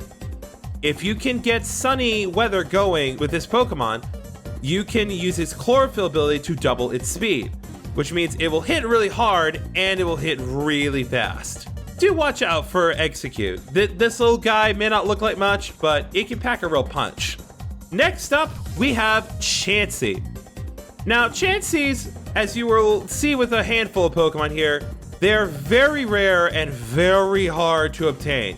From what I have in my notes, the best strategy involves throwing bait twice and then use 3 Safari Balls and then return to using bait. Because when you're in the Safari Zone, you can't actually fight any Pokemon. You have to throw a ball, throw bait at it, throw a rock at it, or just run away. But regardless, and despite its difficulty, Chansey is probably worth catching. Chansey's hit points are the highest hit points in the game, at least as far as the original 151 are concerned. And the other neat draw about Chansey is that it's one of only 2 Pokemon that you can obtain that learns the move Soft Boiled. Now, Soft Boiled is an interesting move. It not only restores the user's HP by half its original value, but here's the best part. Soft Boiled can be used outside of battle. It's one of the only healing moves that you can straight up use outside of battle. And doing so, I believe, does not cost any PP. You can just keep using Soft Boiled for yourself as much as you want. The way that you get Soft Boiled is by talking to a certain gentleman in Celadon City that we have not gotten to meet yet, but trust me, we're not that far off. That said though, Chansey is a little better for multiplayer than single player. Because while Chansey does have really good HP and really good defenses, that's pretty much all it's got going to it. It is really kind of known as a special wall, just something that can take special attacks incredibly well and has a lot of HP to back it up. But it really lacks in offensive capabilities and does not have the best physical defenses. Now, there is one other reason that you may want to try to catch Chansey if you're not planning on raising it or using it, and that's because Chansey has a 5% chance of holding a lucky egg, an item that boosts the experience points that your Pokemon holding it gains. I talked about before how certain Pokemon that you obtain from trades will get a boost to their XPs when they battle. And Lucky Egg basically applies that effect to whatever Pokemon is holding it. So if you're willing to work for it, it's totally worth it, but do bear in mind that even if you're not able to get a Chansey here, there is another way for you to get Chansey later on, but if you don't want to go for it here and you want to go for it in the other area, you're not going to be able to get Chansey until the post game. So keep that in mind when making your decision about how you want to go about obtaining Chansey. Next up, Rhyhorn. Now, Rhyhorn is a really weird case. Unlike the vast majority of rock ground types that we have seen throughout the game, this Pokemon is a ground rock type instead. Does that make any practical difference? No, of course it doesn't. But Rhyhorn is still kinda interesting. Rhyhorn has really good attack and defense. It has beastly stats in that regard. And it has a really good ability in the form of Rockhead, an ability that makes it so that way it never takes any recoil damage. This is great because it learns moves like Takedown and Double Edge that would normally inflict recoil damage to Rhyhorn. But with Rockhead, that just goes away completely. The biggest issues is that it is still really slow, and it doesn't learn a lot of its good moves until much later in its development. To kind of put it into perspective, keeping in mind when you would literally have Rhyhorn evolve into its evolved form Rhydon, realistically, you're going to see it learning Rock Blast leveling up, and then Horn Drill, which, to be fair, Horn Drill is a really good move because it's basically a one-hit KO move that has really low accuracy. But Horn Drill is not learned to level 38. Then it learns Takedown at level 46, which is really late. Even later down the line, it will learn Earthquake at level 58, and then Mega Horn at level 66. This is a Pokemon that is pretty good in the post-game, but for the main campaign of single-player story mode, it may struggle, at least in the short run. So if you want a good ground rock type, well, if you want a good ground rock type, this is the only ground rock type you're going to get. But there are better Pokemon that can do a good job with these moves much sooner than this particular Pokemon. Next up is Tauros.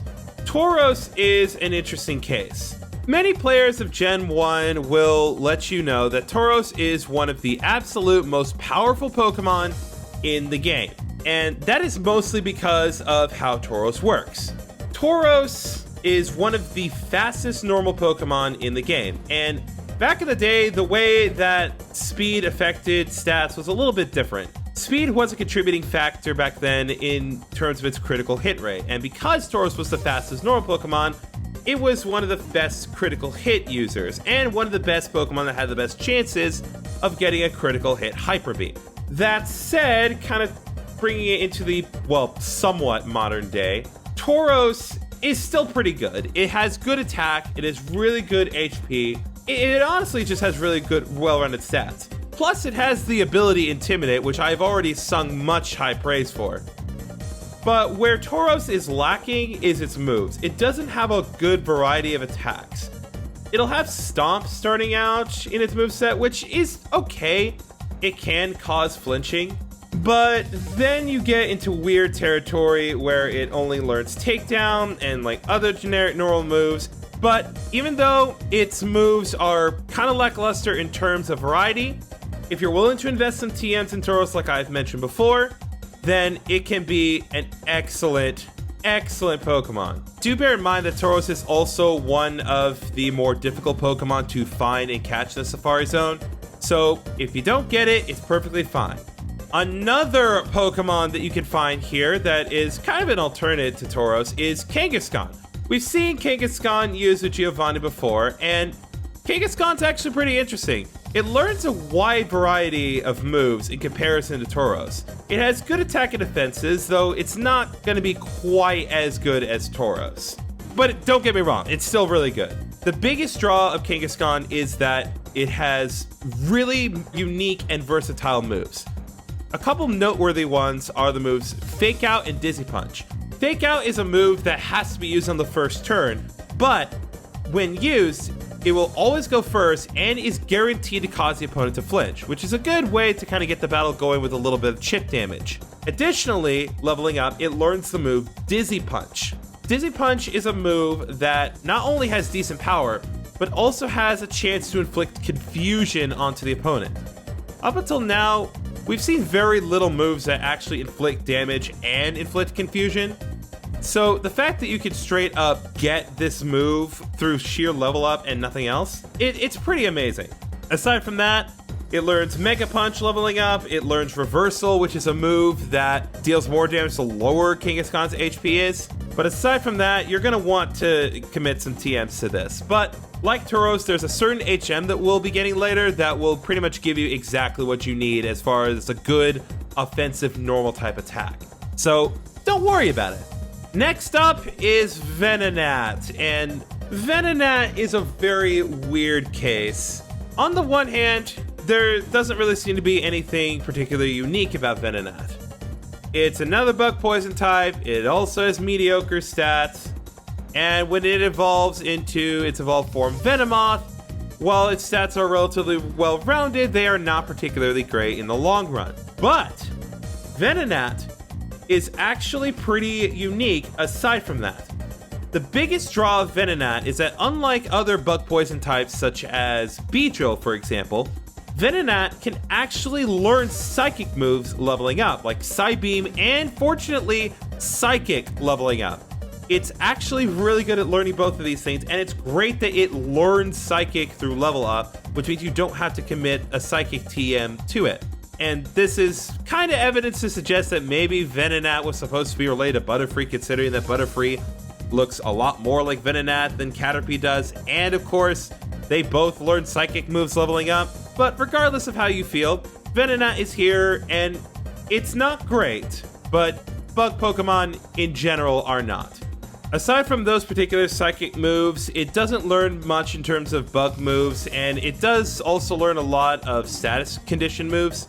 If that's something you want, then that's perfectly fine, but again, Venonat and Venomoth are just kind of, at best, average bug Pokemon. We are still not done, because next up we have Psyduck. Now, Psyduck is a Pokemon that you can find by fishing in the Safari Zone. Psyduck's stats are nothing particularly great. It's relatively average, and it doesn't get a whole lot of good moves until much later on. Eventually, it learns Furious Swipes, and even further later on, it will learn the amazing Hydro Pump. Kind of like Venonat, Psyduck's situation is unique, where it's one of the only few Pokemon that straight up learns Psychic attacks leveling up. But unfortunately, despite the fact that it says Psy in the name, Psyduck and Golduck are not Pokemon that actually become Water Psychic type at any point. So learning Psychic moves, while unique for a pure Water type, is not really beneficial for it. So it's very hard for me to recommend this Pokemon unless you really want Psyduck for the memes, or the other reason that you may want to have Psyduck is because you do need a Golduck for a specific trait that we kind of saw earlier, but we weren't able to do anything with. Now, as for a good Pokemon that you can get in the water, Slowpoke. If you want to talk a good Water Psychic type, this is it. We've seen Slowpoke many times throughout our journey, and I'm very happy to say that despite how easily we've taken out Slowpokes before, Slowpoke and its evolved form Slowbro are actually really good Water Psychic type Pokemon. Slowbro has excellent defenses, especially in the physical category. It has good special attack, and its typing complements this really well. It learns pretty decent moves leveling up, it learns Psychic leveling up, and again, like I've been saying before, there's a certain HM that we're going to get pretty soon that will enable us to teach a really good water move to Slowbro. So even though it doesn't learn much in the ways of water moves, the HM kind of makes that point irrelevant. Slowbro is just a really good Water Psychic type. There's not much else to say. If you want this particular type of Pokemon and you don't have the ability to get Staryu or Starmie, which, trust me, we'll get to when we get to it, I would highly recommend this Pokemon.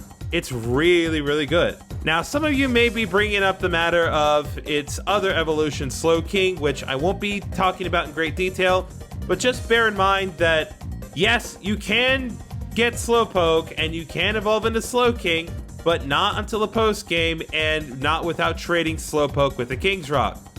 So I would not advise holding off on evolving Slowpoke just to get Slowking later on. Get Slowbro. It's just as viable as Slowking, aside from learning one or two different moves and having swapped defenses. That's really the only noteworthy difference between them. Now, that covers all the new Pokemon that can be found in the Safari Zone. However, I had mentioned this before, but there are certain Pokemon that we had seen before in the Rocket Game Corner, where technically that was the earliest that we were able to find them. But I had deliberately not talked about these Pokemon because I wanted to talk about them when we were able to find them later on. And this is where you can find them. So first of all, we have Dratini. Now, Dratini is a very, well, it's an interesting case for a Pokemon. Dratini and its evolved forms are the only Dragon-type Pokemon that you can find in the game. And while you are capable of buying them at the Rocket Game Corner for a relatively hefty price, but still relatively fair, I would still recommend trying to get them at the Safari Zone, because all things considered, Dratini is not particularly difficult to get. As types go, Dragon type is actually pretty good. It is a type that is naturally resistant to fire, water, grass, and electric, which are kind of the primary types that you encounter early on in the journey. And the nice thing is, Dragon types are only weak to two types: Ice types, which are relatively uncommon, and Dragon types itself, which we're not going to be seeing a whole lot of. While Dratini eventually becomes a really powerful powerhouse in the form of Dragonite, it's very difficult to raise into that. As the pseudo-legendary Dragonite has beastly stats, but its other evolutions, Dratini and Dragonair, don't have the best stats, and their move pools are rather lackluster leveling up. I have tried to raise a Dratini before, and trust me, it's definitely possible to make it work. If you're willing to put in the time, it's 100% worth it. But you are going to have to put in a lot of time to get Dragonite, and you're going to be struggling with a very mediocre Pokemon until that point. Now, the next Pokemon that we can get is Scyther. I'm very excited to talk about this guy.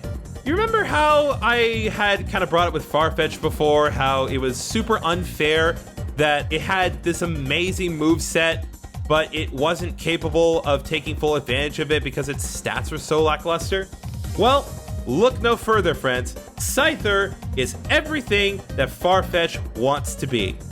Scyther, for starters, is a bug flying type. Now, defensively, bug flying types are not particularly great. It has a lot of common weaknesses, but even though it has a lot of weaknesses, Scyther makes up for it in many ways. It has great physical offense and defenses, and it's actually really fast as well. This makes Scyther very risky in terms of normal circumstances, but it's just so good. And like I mentioned before, Scyther has bananas good moves leveling up. It learns False Swipe at level 16, which, as I said, is a move that makes it so that no matter how hard you hit the Pokemon, it will never knock it out. This is great for helping you catch weaker Pokemon. Level 21, it learns Agility, which boosts its speed stat by 2 stages, which is great considering that Scyther is already really fast to begin with. Learning its Wing Attack at level 26, learns Slash at level 31, which is a normal move with a high critical hit chance. Learns Sword Stance at level 36, which boosts your attack stat by 2 stages. Double Team at level 41, and Fury Cutter at level 46. Now, Fury Cutter is unfortunately the only bug move that it learns, and it does require a little bit of time to get it going. But once you get the Fury Cutter combo going, especially if you set up with Sword Stance ahead of time, Scyther will be doing massive damage very quickly. So it's totally worth raising a Scyther. The only catch about Scyther is that, like other certain Pokemon in this area, Scyther is very hard to find. There are ways to make it easier, but if there is a Pokemon that I could recommend maybe trying to invest some money toward getting from the Rocket Game Corner, it might be Scyther if you're not willing to put in the time or effort to try to find it. And last but not least, Pinsir. Okay, let's get this out of the way. Pinsir, for starters, is exclusive to Leaf Green, unlike Scyther, which is exclusive to Fire Red. So in our situation, we're not even going to be able to catch Pinsir. Now, Pinsir is one of the very few pure bug-type Pokemon in the game. It has really good stats, learns some decently powerful moves leveling up, and on paper, this would seem like an amazing Pokemon to use. It arguably is the strongest bug-type in the game, just in terms of its stats. Having a really powerful bug-type Pokemon will be very helpful in the upcoming gyms and even the kind of the later fights that we'll be doing later on in the game. So what's the problem? Despite being a bug type, Pinsir does not learn any bug moves leveling up. I'm not kidding. Pinsir does not learn a single bug-type move leveling up in any of the games up until Gen 4. It is honestly a shame. The only moves that Pinsir kind of learns leveling up are pretty much all normal and fighting type moves, which would be great if Pinsir were a bug normal or bug fighting type, but it's not. So it can't take proper advantage of those attacks with respect to its type. It has all of the weaknesses of a bug type, being weak to a lot of common types, but none of the strengths. Literally none of the strengths.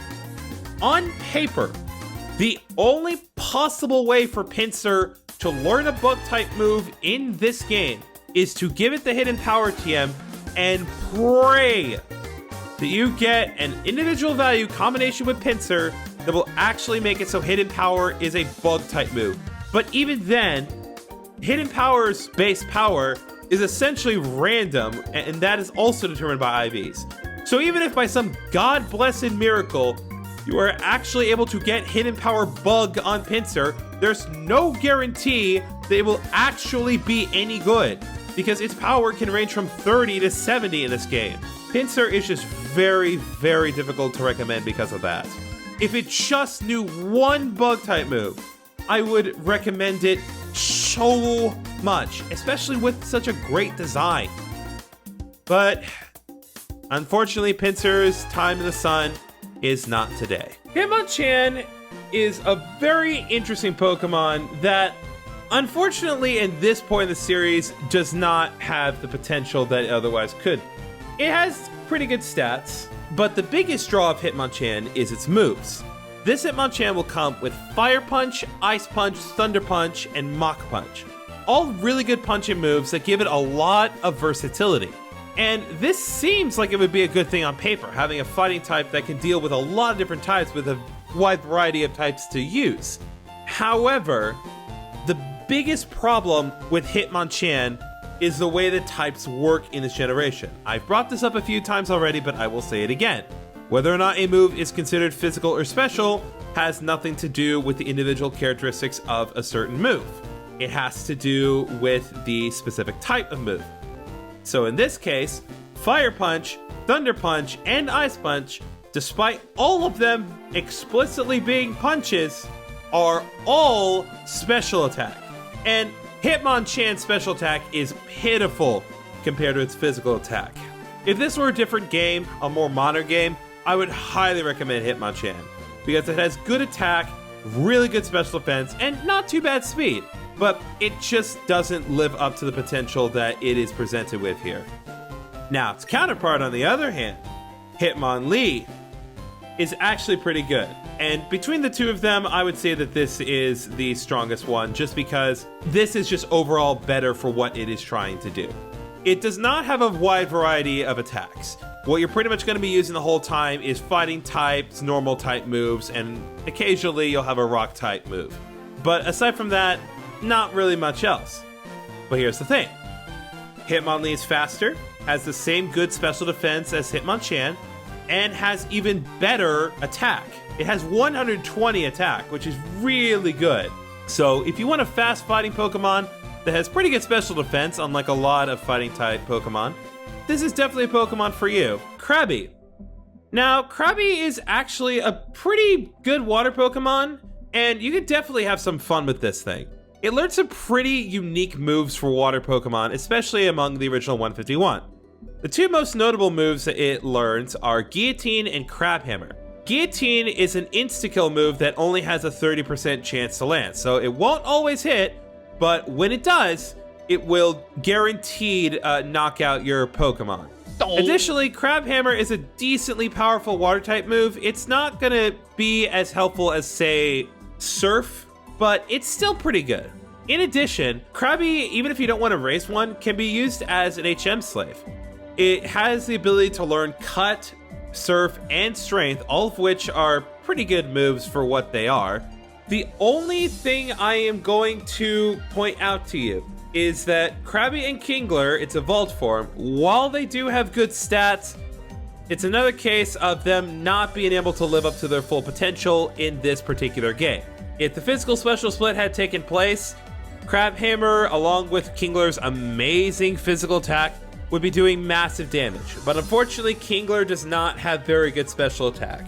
So if you want to take advantage of its physical attack, you're going to have to be using things other than water-type moves, which it does get, but you're just not going to be able to make full use out of everything.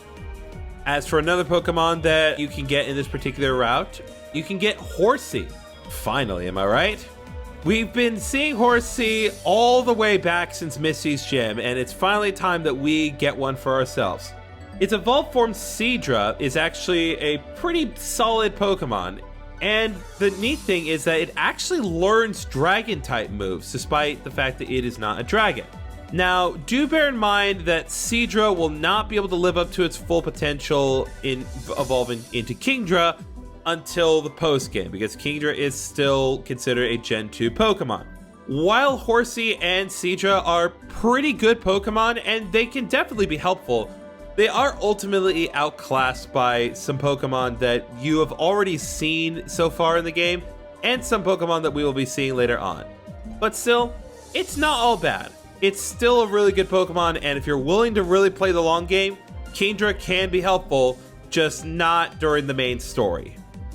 And the last new Pokemon that we can get in this area with the Super Rod is Tentacool. Oh. Now, Tentacool is a lot like the Zubat of aquatic areas. Finding a Tentacool is very easy, and Tentacools are pretty common in pretty much any body of water that you come across, but don't let the fact that it's super common fool you. Tentacool is an excellent Pokemon. It is a water poison type, giving it an option to have a variety of offensive capabilities that, even though in this generation it is essentially mixed between special attack and physical attack, that's perfectly fine. It's definitely easy to make it work. Not to mention, it has pretty good special defense as well. The only thing you're gonna need to bear in mind is that as far as the moves that it learns leveling up are concerned, it's not particularly great when it comes to poison attacks. Don't get me wrong, its water-type moves are great. It learns Bubble Beam and Hydro Pump leveling up, plus, again, there is always Surf.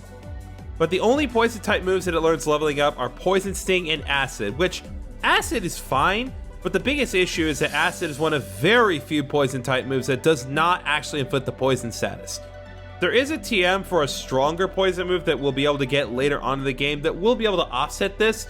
So if you don't mind investing a TM, you can definitely make Tentacool work. Ditto. Now, Ditto's a weird case this particular game. So the way that Ditto works is that it is a transforming Pokemon. The only move that it has in its moveset is Transform. When it uses Transform, it will transform into the opposing Pokemon, and it will essentially be a perfect duplicate of that Pokemon, because Ditto will copy the opposing Pokemon's stats and moves to the letter. It even copies any stat boost that the Pokemon has at that point in the game. However, Ditto, unfortunately, is a tricky Pokemon to recommend, because unfortunately its base stats by itself are not that great. You might think that that's not really a problem, except that Ditto is not very fast, and so what will more likely than not happen is that Ditto will not transform until after your opposing Pokemon has already gotten in a hit.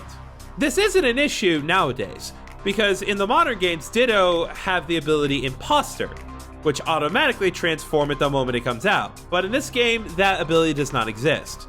So you're going to have to be stuck with its ability Limber, which is fine for avoiding paralysis, not fine for avoiding death. However, there is one noteworthy function of Ditto that I unfortunately am not really at a point where I can go into too much detail on this, but I still would recommend catching a Ditto regardless of where you're at in your journey, because even if you don't plan on raising or using a Ditto in battle, it is still 100% worth it in the long run. And I really do mean in the long run, like post-game long run. Going into Lapras as a Pokemon, this one is a beautiful, majestic Pokemon, and I'm not just talking about its design that Ken Sugimori loves to death. This Pokemon has excellently well-balanced stats. It doesn't have anything outlandish in terms of offensive capabilities, but it has decent special defense, really good HP, and learns some excellent moves leveling up. It learns Ice Beam at level 31 and Hydro Pump at level 49, and because we have the Surf HM, If you are worried that Lapras isn't going to have any decent water moves until level 49, don't worry, Surf makes that argument totally irrelevant. Additionally, it comes with Perish Song, a very unique move that can cause all Pokemon on the field to faint after 3 turns, including it. And while you may think that that is not good, if it is set up well, it can be devastating. Additionally, it can support itself with Rain Dance, a move that not only halves the damage from fire-type attacks, but boosts the power of its water-type moves. Because of Lapras' type, it doesn't actually resist fire, because water resists fire, but its ice type is weak to it. But adding Rain Dance back into the mix will essentially cancel that out and make it properly resist fire again. If you have not gotten a water-type Pokemon by this point and you're looking for a really good water type, this is your guy. This is the water-ice type that you definitely want on your team. The only real negative I can say is that it's a little slow, but water-type Pokemon are not known for the speed in general, so I would not consider that an issue, especially with the immense amount of bulk that Lapras has.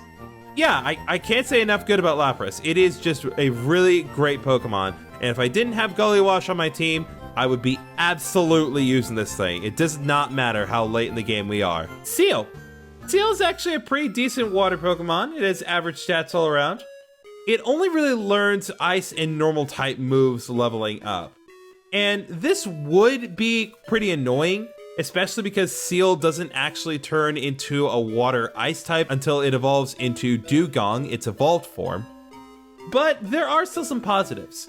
The ice moves that it gets are really good. Learns some of the best ice moves in the game, and even though it doesn't learn much in the way of water moves, again, that argument is pretty much irrelevant now that we have Surf, especially since you can't get Seal until you have the ability to surf on the water to get here, so you have to have gotten it to get this far. The only thing about Seal, aside from that, is that while it is a pretty good water Pokemon, it is ultimately outclassed as a water-ice type. I would still recommend Lapras over this Pokemon if I have to compare the two, and there's another water-ice type later that we'll be able to have access to that is arguably better. Still, it does learn some pretty interesting moves, and much later on in the game, it will actually be able to learn a really interesting move that I'll talk about later on. If you want it, great, but it's not the absolute best water-ice type in the game. Lickitung as a Pokemon, it's not great. I'll just say it straight up. If you're trying to collect all the Pokemon, then yeah, this is definitely the Pokemon you want to get, because getting Lickitung is very difficult to do. I do believe there's one other way for you to get Lickitung in the post-game, but aside from that, if you want him during the main story, you're going to have to do this trade. Even though he does get a boosted experience due to the fact that it was a traded Pokemon, it does not have a lot going for it. Aside from its base 90 HP, it doesn't have a higher stat than 75, and even then, its 75 stat is only really in its defenses. It has laughable offensive stats, it's really slow, and it doesn't even learn that many good moves leveling up. The best move that it learns among its level up moves is Slam, which is fine, but there are better normal types that can do the job of being a normal type better. Like other normal types, Lickitung can learn a lot of really good moves via TMs, but so can most other normal types. Honestly, if you're really unironically trying to get a Pokemon for utility's sake, even though I didn't speak highly about Golduck, I'd still recommend Golduck over this. At least Golduck can do the very jobs it is able to do okay, and I've already spoken high praise about Slowbro. So do what you want, but I would recommend not using this Pokemon earnestly. But hey, if you really like this Pokemon, you really want to try to use Mark, I guess I can't stop you. Magnemite. Well, actually, Magnemite and its evolution Magneton can both be found here, but let's focus on the overall line itself. Magnemite and Magneton are both Steel-Electric Pokemon. In the original Gen 1, they were just pure Electric type, but fortunately, this is one of very few Pokemon that actually changed its type between Gen 1 and Gen 2. Its special attack and its defense stats are excellent, which are great for an Electric type Pokemon, especially considering that the weaknesses that it has are usually physically based. The nice thing about Magnemite is that it is able to do one thing that certain electric Pokemon cannot do, and that is take advantage of the move Lock-On. Lock-On is a move that guarantees whatever next attack it uses will hit no matter what. It completely ignores accuracy checks. And this pairs great with the moves that it learns leveling up. It learns Zap Cannon, a really powerful electric type move with really low accuracy that, if it does hit, is guaranteed to inflict paralysis. But it's only a 50-50 shot you'll be able to land it, but with Lock-On, irrelevant. Additionally, it learns Thunder leveling up, which also has really low accuracy, but again, Lock-On makes that point irrelevant. It doesn't have the best HP in the world, and as a Steel type, it doesn't really learn that much in the way of moves. You could consider Magnemite and Magneton a glass cannon, but it does one thing, and it does one thing really well. Just keep in mind that Magnezone is not in this game. What you see here is what you get. And for Fire Red players only, you can catch Electabuzz here. And I am very excited to talk about Electabuzz because finally, we are at the point where I can say this is the other Pokemon that learns Thunderbolt leveling up. Pikachu and Electabuzz are the only ones. That and certain other members of their evolution line. So if you wanted the Pokemon that can learn Thunderbolt that wasn't Pikachu, this is it. This is your guy. Aside from that, it learned some other pretty good moves. The most notable ones include Thunder Punch and Light Screen. It also learns Thunder at level 58, which is pretty good. Although, like Magnemite, Electabuzz does not have the best HP or defenses. It is pure offense, but if you can make it work, Electabuzz can be an excellent addition to your team, and it's pretty much good to go right off the bat. Tangela. Going into Tangela as a Pokemon, Tangela is the only pure grass Pokemon out of the original 151. Every other grass Pokemon is a grass type and then some other combination, most commonly grass poison. While Tangela does have pretty good defense and really good special attack, it doesn't have the best moveset. It learns Vine Whip at level 22, which you should know by now. It learns Bind at level 28, Mega Drain at level 31, which is okay. But then it learns Stun Spore at level 37, Slam at level 40, which it does not benefit from at all between its stats and its type. And of all things, at level 46, it learns the move Tickle, which, while you're relatively unique and makes relative amount of sense for Tangela, is just a move that lowers the opponent's attack and defense stats. For a late game move, that's not something that you really want to see, especially considering that it still doesn't really benefit Tangela. And it's very difficult to use in general just because it's very frail when it comes to its special defense, and it is also very slow. However, if you are willing to commit some TMs to Tangela, it can actually be pretty decent. When it's caught, it will have the ability Chlorophyll, which doubles its speed whenever it is in the harsh sunlight weather. We haven't really been seeing harsh sunlight up until now, and it's going to be a little bit before we see it, but trust me, when we see it, you'll see it. Chlorophyll doubling Tangela's speed can actually turn it into a pretty decent sweeper, and if you're willing to commit some TMs like Giga Drain or Solar Beam, Tangela can become a pretty good glass cannon. In this game, Tangela does not evolve into Tangrowth, so what you see here is what you get. But it's still a very interesting looking Pokemon, and it is unique for being, weirdly enough, the only pure grass type that we can really catch right now. If you want it, great, but at this point in the game, you've already seen plenty of grass types that can do what Tangela can do, only better, even though they are not pure grass types. If we give him the Dome Fossil, we get Kabuto. Now, Kabuto is a pretty interesting Pokemon. It's a rock-water Pokemon that has really good attack and really good defense. And it actually has pretty decent moves leveling up. In fact, it has a wide variety of moves as well. It learns Mudshot at level 25, Endure at level 37, Metal Sound at level 43, which is really good for lowering the target's special defense. And despite being a rock type, It learns Mega Drain at level 49 and Ancient Power at level 55, which are both pretty decent moves. And again, Mega Drain is not something you would normally see on a rock water type, so it's actually pretty good. Now, the only big problem with Kabuto is that its special stats are not very good, and it doesn't learn any water type moves leveling up, which isn't really a problem because, again, we always have Surf. But even if we do teach it Surf, it doesn't really have the stats to back it up. In later generations, when some water moves become physical attacks, Kabuto and its evolution Kabutops become excellent Pokemon and do really well with the moves that they are able to learn, such as Aqua Jet and Waterfall, but that's not applicable to this specific game. Still, it's a pretty good Pokemon. Just understand that if you do get Kabuto, you are going to mostly be relying on the fact that it's a rock type over a water type.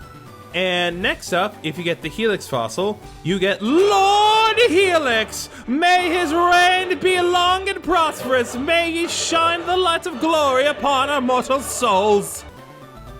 Okay, but in all seriousness, if you give this scientist the Helix fossil, you get Lord Helix himself, Ammonite. And like Kabuto, Ammonite is also a rock water Pokemon that has really good special attack and physical defense stats, so it's actually able to take more advantage of the fact that it's a water type. While it doesn't have as good of a moveset as, say, Kabuto, it is able to do some really cool things. First of all, it has the ability Swift Swim, which doubles Ammonite's speed when it's in rain. Ammonite and its evolved form Amistar don't have great speed, but with Rain and Swift Swim, it instantly becomes a really good sweeper. Plus, again, even though it doesn't learn very good moves leveling up, the few moves that it does learn are able to take, well, good advantage of its type. And again, there is always Surf. But aside from that, it learns Mud Shot at level 25, Spike Cannon at level 40, Tick at level 46, Ancient Power at level 55, and Hydro Pump at level 65. So, while it does take a little bit of work to get some of the better moves on it through level up, it can still be a really good Pokemon, and again, there is always Surf. Now, as for the last Pokemon that we can get, if we give the scientist the Old Amber, we get a really good Pokemon in the form of Aerodactyl. Aerodactyl is arguably one of the best flying Pokemon in the game. It's a rock flying type, has really good attack and speed, and an excellent moveset. It really is just a great addition to any team. It learns great moves leveling up, such as Ancient Power and Wing Attack. Aside from that, it learns Scary Face at level 36, Takedown level 43, and Hyper Beam at level 50, which is crazy. But it also learns really good moves via TM, including Dragon Claw, Hidden Power, Iron Tail, Earthquake, Flamethrower, Fire Blast, Aerial Ace, Steel Wing. It learns really good stuff. Additionally, if you do decide to add Aerodactyl to your team, I recommend that you get an Aerodactyl with the ability Rockhead. Rockhead makes it so that way a Pokemon that uses moves that would normally deal recoil damage does not take the recoil damage, which means you can have Aerodactyl use Double Edge all you want, and Aerodactyl will not take any recoil damage at all. Now, you'll notice that I've been relatively positive about these three Pokemon, especially in comparison to some of my other bios. And there's a good reason for that. And it's not just because, they're all relatively good Pokemon, and they would be very helpful in some of the upcoming battles moving forward. The other reason is because all of these Pokemon, for some reason, start off at level 5. Despite the fact that several of the last gift Pokemon that we've been obtaining start off at level 25, these Pokemon, when you revive them, start at level 5. And as such, they are very difficult for me to recommend because they arrive so late in the game. Despite the fact that how genuinely helpful they would be against what we have coming up if they just came at a higher level. Obviously, there is the EXP share, and obviously it's not impossible to do. But if you want to use these Pokemon earnestly for the main story, you are going to have to commit a lot of time to getting them caught up to your team. And by the time that you do that, more likely than not, you will have been finished with the main story anyway. If you want to use these Pokemon, that is fine. And I'm not saying you can't make it work, but you just have to understand that what you get is very good, but also very, very low level for this point in the game. Shellder. Now, despite the fact that I have made Shellder look relatively weak, do not sleep on this Pokemon. Shellder's defenses are off the scale. It is a super physically defensive Pokemon and does excellent in this regard. It has honestly like the highest defense in the entire game. Not to mention, it has pretty good attack and special attack. It is not weak. Unlike a lot of really defensive Pokemon, this Pokemon can still do some pretty decent damage. Now, Shellder's moveset mostly focuses on ice moves, such as Icicle Spear and Aurora Beam, because when it evolves into Cloyster, it becomes a water-ice type. But even though its moveset mostly focuses on ice types, once again, that argument is relatively invalid because, like all water types, Shellder and Cloyster can learn Surf. So if you're worried about that, don't. Shellder and Cloyster can learn Surf to bypass this issue, so you can just focus on trying to get its good ice moves. This Pokemon is easily a contender for one of the absolute best water Pokemon in the game. It is easily right up there with Vaporeon or Lapras. If you wanted to get a water ice type but wanted something just a little bit more defensive as opposed to HP focused, this is definitely the water ice type for you. Now, as for what's available in Leaf Green, unfortunately only available in Leaf Green, we can get, or rather we could get, Staryu.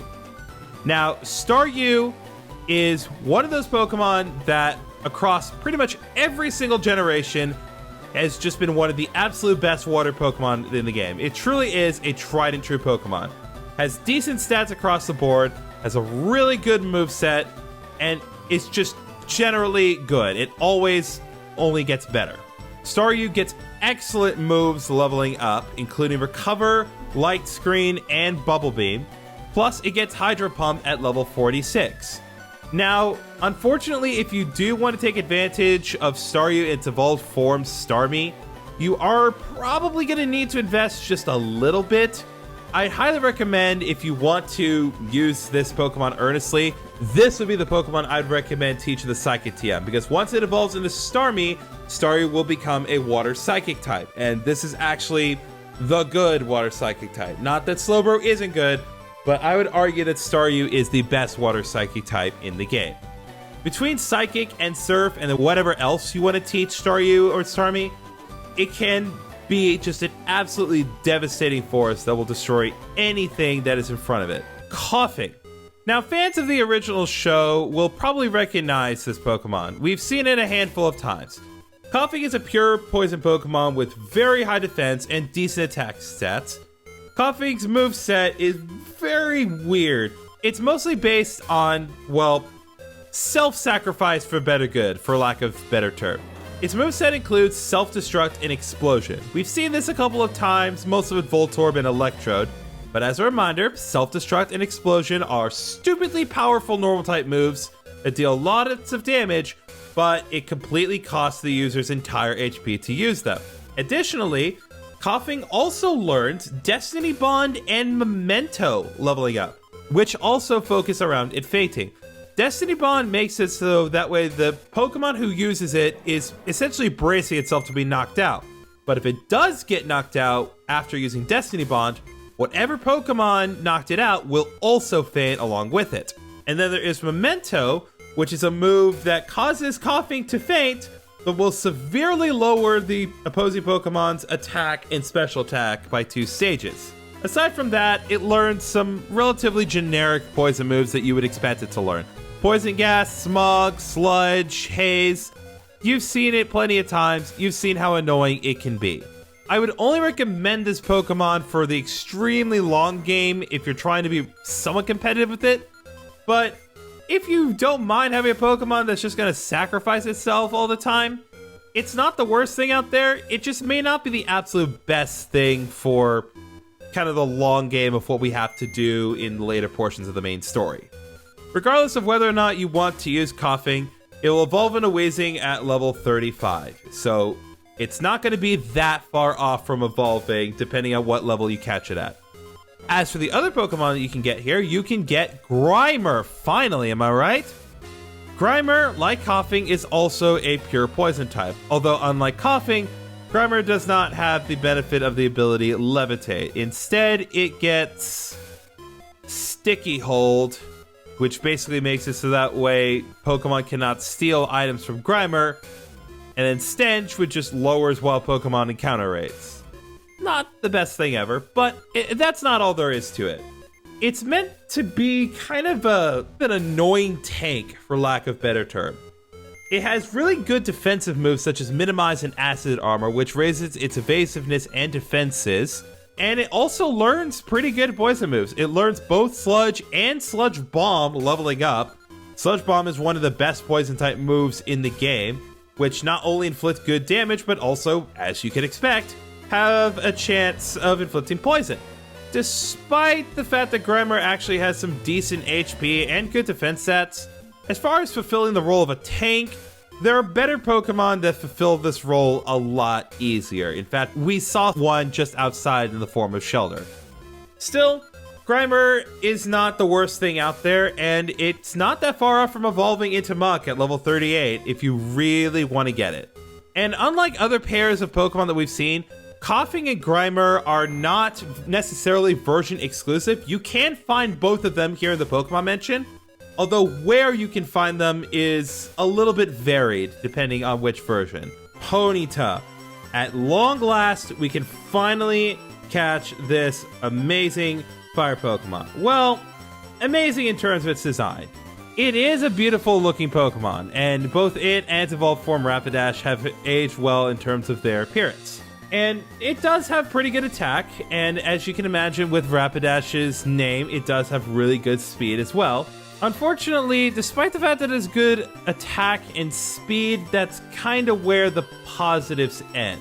Ponyta's moveset is more focused on exploiting its attack stat, which means that it can really only take advantage of its attack stat when it comes to the normal moves that it learns, which, don't get me wrong, it does learn some decent normal moves and even a flying type move in the form of Bounce, which is pretty good, but it's not going to be able to take full advantage of its potential as a fire Pokemon. It does get Ember at level 14, of course, and then learns Fire Spin later on, but the only fire move it learns after that is Fire Blast at level 53, which is pretty good, but not as great as others. If you want to raise a Ponyta, I would recommend teaching it the Flamethrower TM, but its stats just don't complement this particularly great, just because it is meant to be more of a physical fire type, which, cool concept, doesn't work great in this particular generation. However, there is one thing noteworthy about Ponyta that I would like to point out, and that is the level that you can find it. Ponyta evolves in the Rapidash at level 40, which in other games has been kind of a big problem. One of the worst examples of this is Pokemon Diamond and Pearl, where you can find Ponyta as early as level 6, but you still have to get it to level 40 if you want it to evolve in the Rapidash. Here, it's caught at a pretty decently high level, and you won't have to work at it for too long for you to be able to get it to level 40. The highest level that you can get it at is level 36, so 4 levels later, boom, Rapidash. Magmar. Now, if you recall back when we were in the power plant, I talked about Electabuzz and how Electabuzz's counterpart was not going to be found in the power plant. This Pokemon is that counterpart. Electabuzz is in the power plant Fire Red, Magmar is in Mount Ember in Leaf Green. So, for those of you who are playing Fire Red, sorry, there's nothing you can really do to bypass this difference aside from trading, of course. Now, going into Magmar as a Pokemon, it has ridiculously good stats. The only stats I would really argue that are kind of bad are its HP and defense stats, but everything else is really good. It comes with the Flame Body ability, making it so that way if anything makes contact with it, it'll cause that Pokemon to get burned. But this Pokemon is a Trident True Fire Pokemon, learning some of the best fire moves in the game, as well as some of the best fire moves to support itself. It learns Fire Punch level 19, Sunny Day at level 33, which creates sunny weather, a weather that we have not really seen before, but what it does is it boosts the power of fire moves while having all damage from water type attacks, effectively getting rid of the fire type's biggest and most common weakness. Plus, it gets Flamethrower leveling up at level 41, which is not too far off for when you'll be able to catch it. And additionally, it learns Confuse Ray at level 49 and Fire Blast at level 57. So really good Pokemon, really good moves all across the board. It's an excellent, excellent fire Pokemon. The only catch about this specific Pokemon, well, aside from the fact that you can't catch it in Pokemon Fire Red, is that you're getting this Pokemon very late into the journey. I didn't want to allude to it too much, but we do only have one gym left to take care of, and there isn't much else that we're going to need to do after that. And while Magmar is helpful in the respect of what happens after the 8th gym, it's just a little bit late to be adding things to the team. And more likely than not, at this point, you've already added a Fire-type Pokemon to your team. I know I have. And I've recommended plenty of really good Fire Pokemon to add to your team.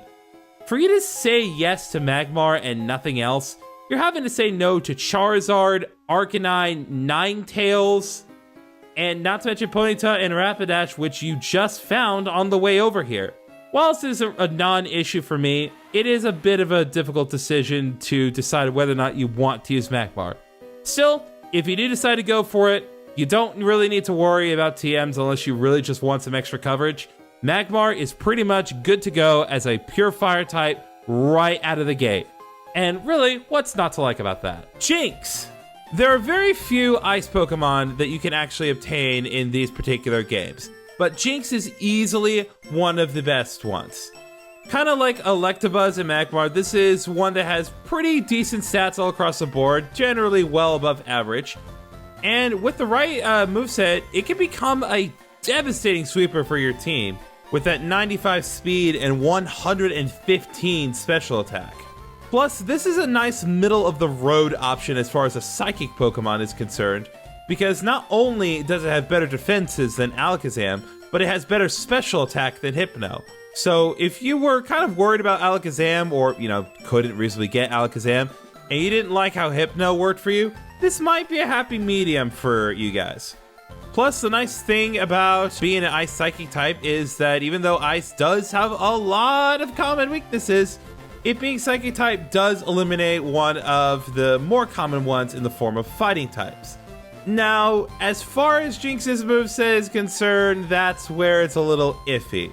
It does learn some interesting stuff. The most notable thing that it learns as moveset is Lovely Kiss, which is a pretty good sleep inflicting move. It has a 75% chance of landing, which is better than a lot of the sleep inflicting skills in the game. And it does learn some other unique moves like Mean Look and Fake Tears and Perish Song. But as far as offensive moves is concerned, it learns Powder Snow at level 13, Double Slap at level 21, Ice Punch at level 25, and then doesn't learn any other offensive moves until level 51 in the form of Body Slam, and then learning Blizzard at level 67.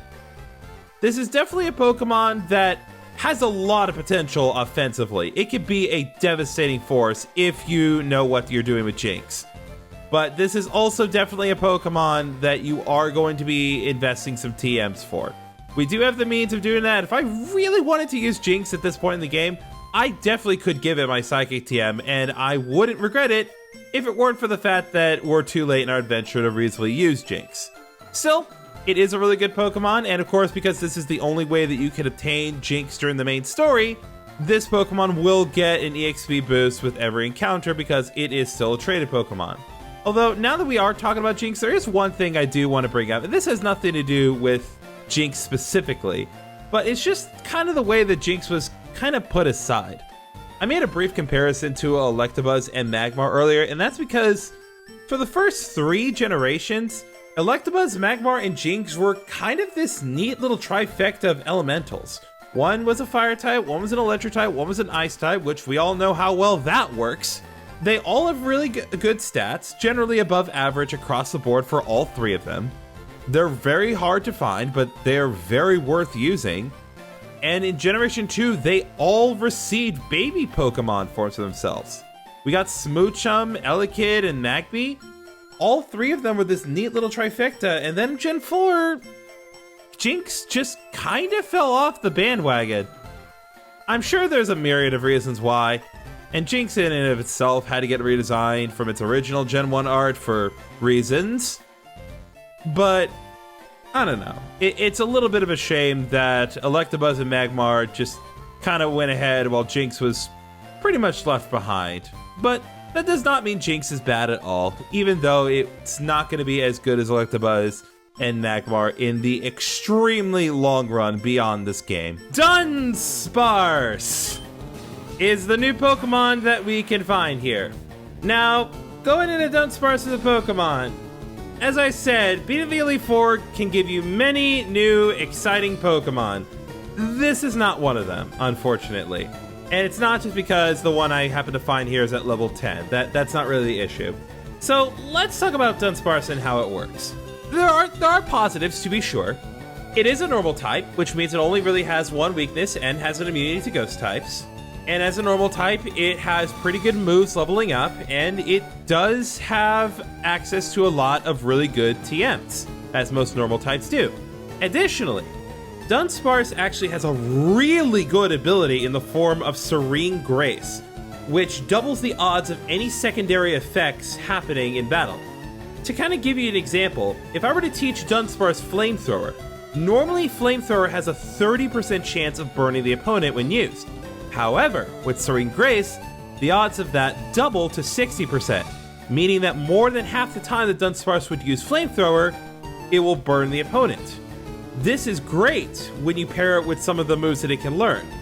And because of that, Dunsparce has a lot of potential between its type and its moveset and its ability. Unfortunately, its stats do not support this at all. It does have good HP, and some of the moves that it learns leveling up, such as Takedown, Rage, and Flail, actually play around this concept with Dunsparce having so much HP to whittle away with. But aside from that, none of its stats are particularly great. Its offensive and defensive stats are mediocre at best, its speed is very lacking, and it just doesn't have the prowess that it needs to take advantage of its immense potential. It's honestly a shame, because if it just got a good evolution, yes, I said a good evolution, go away to Dunsparce, it would actually be a really good Pokemon. Some would even consider it a competitive masterpiece if it just had better stats. But as it is, it just isn't going to be able to reach its potential. Slugma! And yeah, go ahead and make your jokes. But seriously, Slugma is actually a pretty interesting Pokemon. On the surface, Slugma doesn't look like much at first, because let's be honest, it has really bad stats.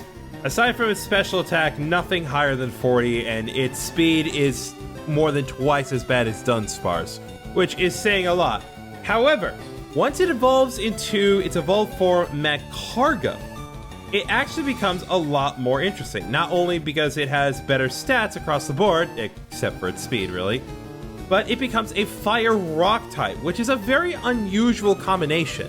And once it evolves, Magcargo's defensive stats become supremely better. Like, it is so much physical defense, making it really good. Not to mention, it's pretty decent special stats, too. And the really nice thing about Magcargo is that it learns really good moves leveling up. It learns Flamethrower, Rock Slide, and Body Slam all naturally through level up. It's really, really good for that. And it can be useful, but there are some problems. First, Magcargo doesn't have a lot of HP, and again, its speed is still very lacking. And even with the whole asterisk thing I mentioned before, the same argument comes up as it did with Magmar. It's very, very late in our journey, and more likely than not, you already have a Fire-type Pokemon dedicated for your team. So, obviously I recommend catching this thing, because it is still a very interesting Pokemon, but it may not be the most helpful thing. Also, do bear in mind that you can catch Slugma and Magcargo in this particular area. The only thing that you need to do for Magcargo, if you want to catch Magcargo straight up, is you need to bring a Pokemon with Rock Smash, because in the later sections of this new area of Mount Ember that is affectionately referred to as the Ruby Path, you need to get a Pokemon with Rock Smash to break some of the rocks. And instead of Geodudes, you'll find Slugmas and Magcargos. Meryl Now, Meryl is a pretty interesting Pokemon. It was meant to be the original clone of Pikachu. There are a lot of little signifiers for that, not just in terms of its design. It was Tracy's partner Pokemon back when Tracy was relatively tolerable. And, I mean, it is a mouse with cheeks that evolves into an even bigger mouse with rosier cheeks.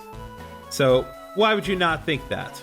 The neat thing about Meryl is that it has some really good moves leveling up, including Double Edge, Rain Dance, and eventually Hydro Pump. And it also gets some pretty good moves even before that.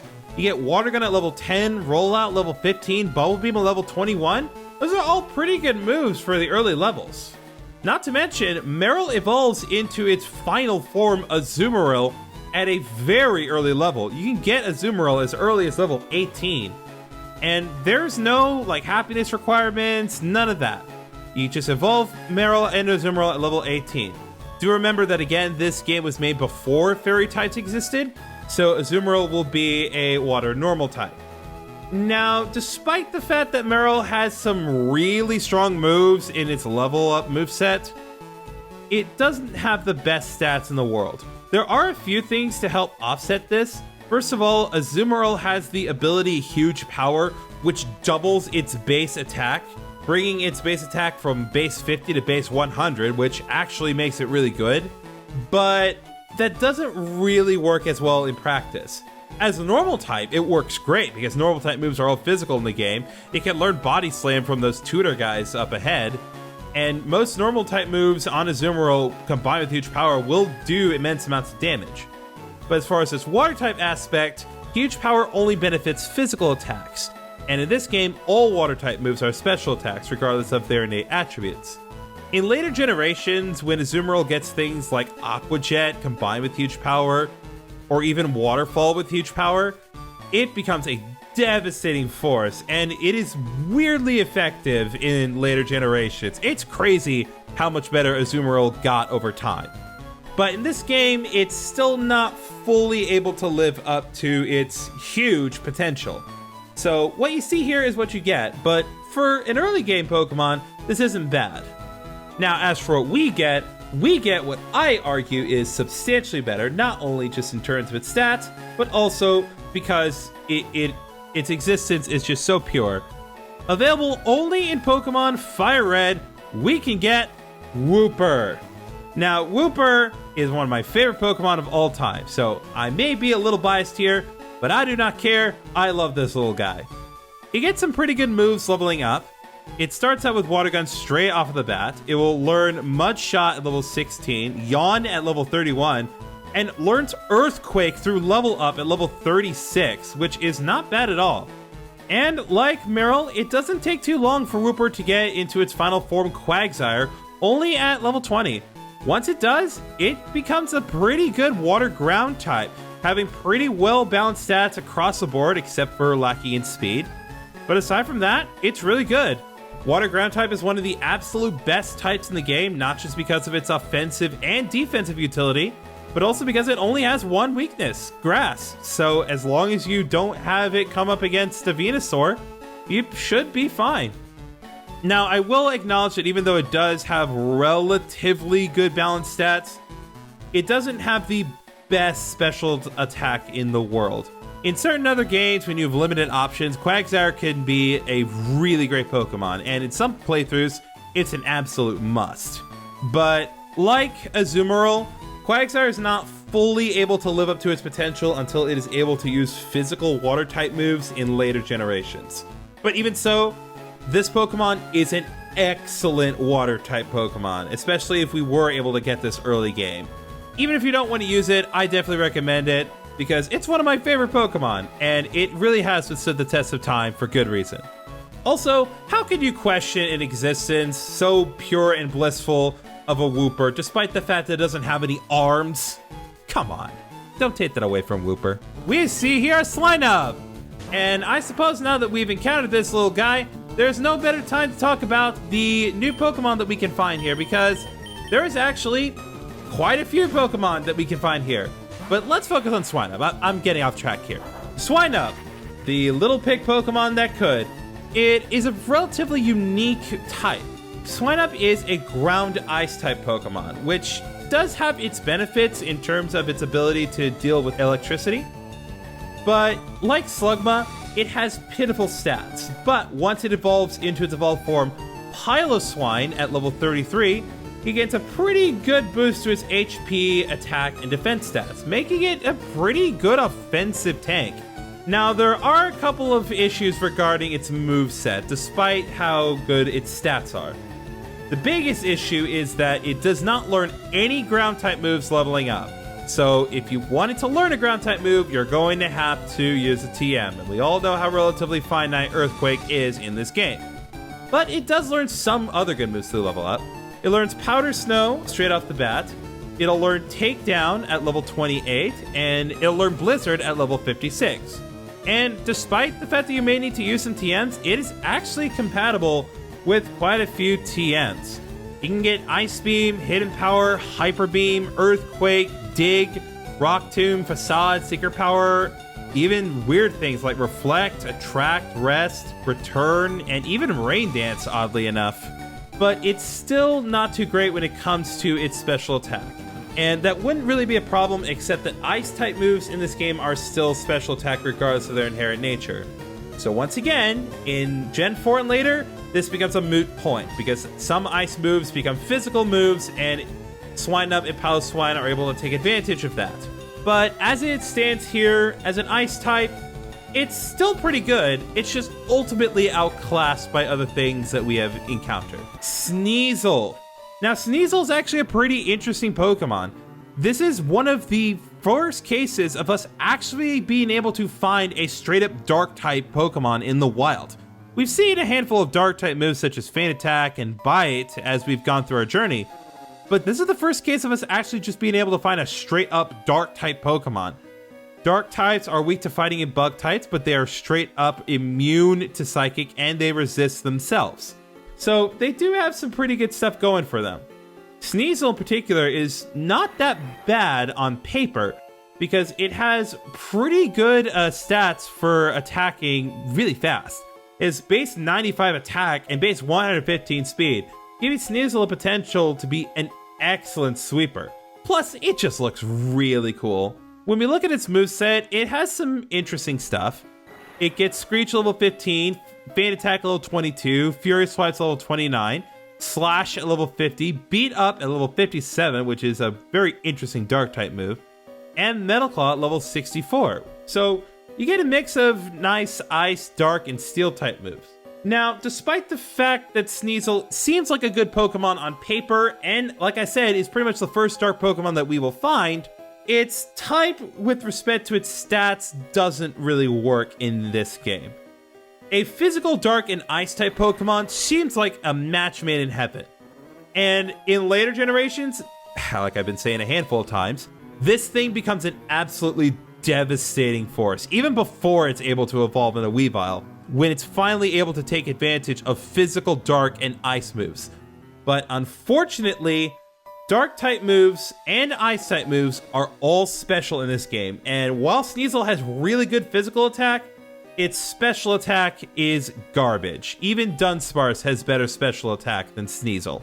So because of that, it's very difficult for me to recommend earnestly for this specific game. Obviously, I recommend catching it for the sake of completing the Pokédex, but it's not able to reach its full potential until later generations. Now, you might be thinking to yourself, wow, man, the Leaf Green players really got the short end of the stick here. Such a great Pokemon on paper, but so mediocre in practice. I bet we get something amazing instead, right? No, we get Delibird. I'm not kidding. We get f***ing Delibird. Let's get into this. So, I talked about Farfetch'd being an absolute joke of a Pokemon. And I still stand by that notion. But if Farfetch'd is a joke, then Delibird is a gimmick, and a very mediocre gimmick. First of all, let's look at those stats. Aside from its special attack and speed being okay, its other stats are just absolute trash. And unfortunately, it doesn't get any better from here. Delibird's only move that it learns through level up is a move called Present. Now, Present is a very, very strange move. On the one hand, Present can have random power when it is used. It can be as low as base 40 and as high as base 120. It's decent accuracy and 15 power points, so you know it can be pretty good.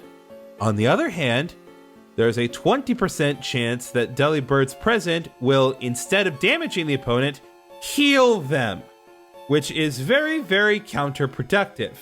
So with lackluster stats, a horrible moveset leveling up, and the one move it learns being absolute trash, what is the point of this thing? Well, there are some positives. First of all, despite how bad it is as a Pokemon, I will not refute the notion that Delibird's design is great. It is one of the best designed Johto Pokemon that they have ever made, and I will stand by that notion. It is actually a really cute little design for Delibird, and I love it a lot, despite how utterly terrible Delibird is. Additionally, despite the fact that Delibird does not learn anything aside from Present leveling up, it is compatible with many TMs that we can teach it. Additionally, many of the tutor moves that we are able to teach to Pokemon Delibird can learn, including Body Slam, Counter, Double Edge, Mega Kick, Mega Punch, Mimic, Seismic Toss, and Substitute, which Seismic Toss could on paper work for Delibird, sort of. And if you're willing to breed Delibird with other Pokemon that actually know good moves, it can learn some interestingly good stuff, including Aurora Beam, Future Sight, Ice Ball, which is super rare, and Splash. As if it didn't need to get any worse. But in all seriousness, this Pokemon is garbage. At least with Sneasel, it's remotely possible to work around certain things, but not with Delibird. It is trash. It is a terrible Pokemon, and it is a Pokemon I cannot earnestly recommend to you for using in any way, aside from catching it, enjoying its design, and then putting it in your PC for you to admire never. Sentret is a normal Pokemon that is well known to veterans of the Gold and Silver days, or those of you who played Heart Gold and Soul Silver. You are probably also familiar with Sentret. And you will remember Sentret because it was probably one of the first new Pokemon back then that you captured. Sentret is essentially the Rattata of the Johto region, but that's not necessarily a bad thing. It does learn some pretty good normal moves leveling up, including Scratch, Quick Attack, Furious Swipe, Slam, and the ever-powerful and helpful Helping Hand in double battles.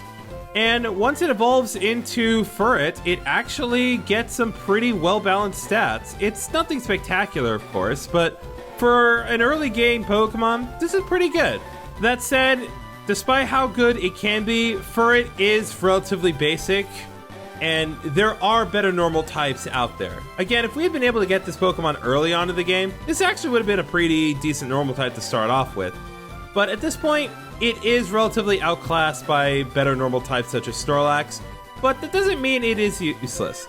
After all, Furret did provide us this. Yeah, we got that going for it. Quillfish, comparatively, is kind of on the short end of the stick, but that doesn't mean that Quillfish is necessarily bad. It does have quite a few things going for it. First of all, it is a relatively unique type in the form of Water Poison. The only other Water Poison types available to us at this point are Tentacool and Tentacruel. And even though I do think that Tentacool and Tentacruel do outclass Quillfish, that doesn't mean Quillfish is bad. It does have decent physical attack, which means that as a poison type, it is able to do relatively well. And it also has some pretty decent speed stats for what it is. Its moveset is also pretty interesting. It gets really powerful moves in the later points of its development, such as Takedown and Hydro Pump, and even Destiny Bond of all things. But it also gets some more unique moves that kind of make it similar to Coughing in many ways. It gets Harden and Minimize at level 9, Pin Missile at level 21, and Revenge, which is a fighting type move, at level 25. So, even though Quillfish isn't the best thing in the world, actually is pretty unique in terms of what it is capable of doing. This is definitely not a Pokemon that you want to sleep on. Just understand that it does get outclassed by other water types, but a lot of water types outclass each other, so it's totally fine. That said, however, in Leaf Green, I will admit that they got the better end of the deal here, because in Leaf Green, they get Remoraid. And may I just say, this is a water Pokemon that you may want to actually consider adding to your team, because this thing is really good and has a ton of potential offensively. The biggest draw of Remoraid is that it has the ability to learn just about any beam move that you can think of. Anything that ends with the word beam in it, Remoraid can probably use. And in fact, most of the moves in its level up moveset are focused around beams. Leveling up, it learns Psybeam, Bubble Beam, and Aurora Beam at level 22, Ice Beam at level 44, and Hyper Beam at level 55, making it fitting of a Pokemon that is more or less meant to resemble a gun. But the craziest thing is that at level 25, Remoraid evolves, going from a gun to an octopus tank in the form of Octillery. And Octillery is even better, because the great thing about Octillery in this game is that it's a pure mixed attacker, meaning that no matter what kind of move you teach it, it will be able to do really well. And base 105 attack and special attack, that's nothing to sneeze at. That is actually pretty good. It's not the fastest thing in the world, but who cares when it's going to be hitting everything like a tank.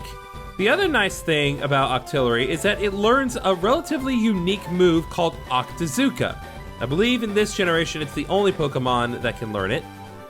And it's basically Bubble Beam, except that instead of having the chance of lowering the opponent's speed, you have a 50% chance of lowering the opponent's accuracy, which can generally be more beneficial depending on how you want to play things.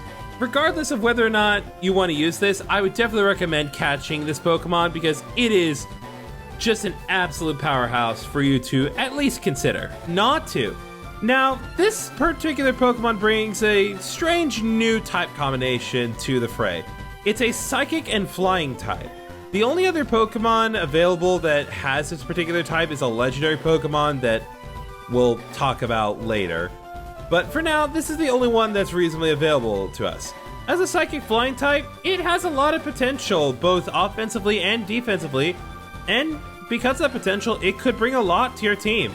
And while its stats are pretty okay when it's a Natu, when it evolves into Xatu at level 25, its stats go from pretty good to even better, with pretty good special attack and speed, making it a pretty nice Pokemon to add to the group. Now, the biggest problem with Xatu is that even though it does have decent stats and its type is really good, it doesn't have much in terms of its moves. It starts off with Peck straight away, regardless. It'll learn Nightshade at level 10, Teleport at level 20, Future Sight at level 35, which is fine, though it does not return an instant amount of damage. And then the only other attacking move that it will gain is Psychic, which on the one hand, that's great. On the other hand, Psychic is not available to Xatu until you get it to level 65, which is stupidly late, even for our point in the journey.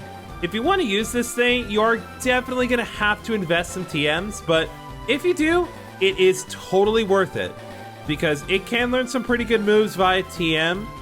And if you're willing to wait out on Psychic or just give it the Psychic TM straight up, Xatu can be a pretty good addition to your team.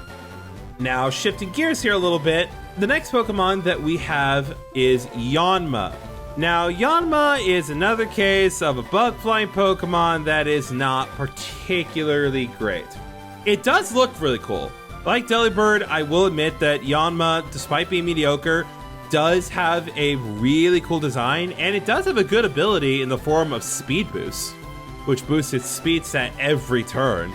But aside from that, it has pretty bad stats. Its only good-ish stat, aside from speed, is special attack at 75, but it just doesn't learn really any good offensive moves through level up.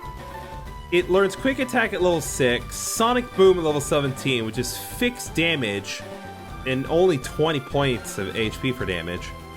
And then the only other attack it learns leveling up is Wing Attack at level 39. Plus, Yanma can't even learn Fly, so you can't even use the HM Fly to offset this issue. And so because of that, Yanma is not able to really do much in this particular game. Though, to be fair, in later generations, Yanma gets way, way better when it's able to evolve into Yanmega. But that is neither here nor there. The only genuinely positive thing about Yanma in terms of what it can learn is that if you're willing to work at it and breed the right moves onto Yanma, it is actually able to learn some good bug moves through breeding, including Leech Life, Signal Beam, and Silver Wind. Signal Beam is a really good bug type move, especially for this particular point in the game, and Silver Wind is essentially a bug type version of Ancient Power, where it doesn't have a lot of power points, but what it does have is the potential to boost all of your stats by one stage when you use it.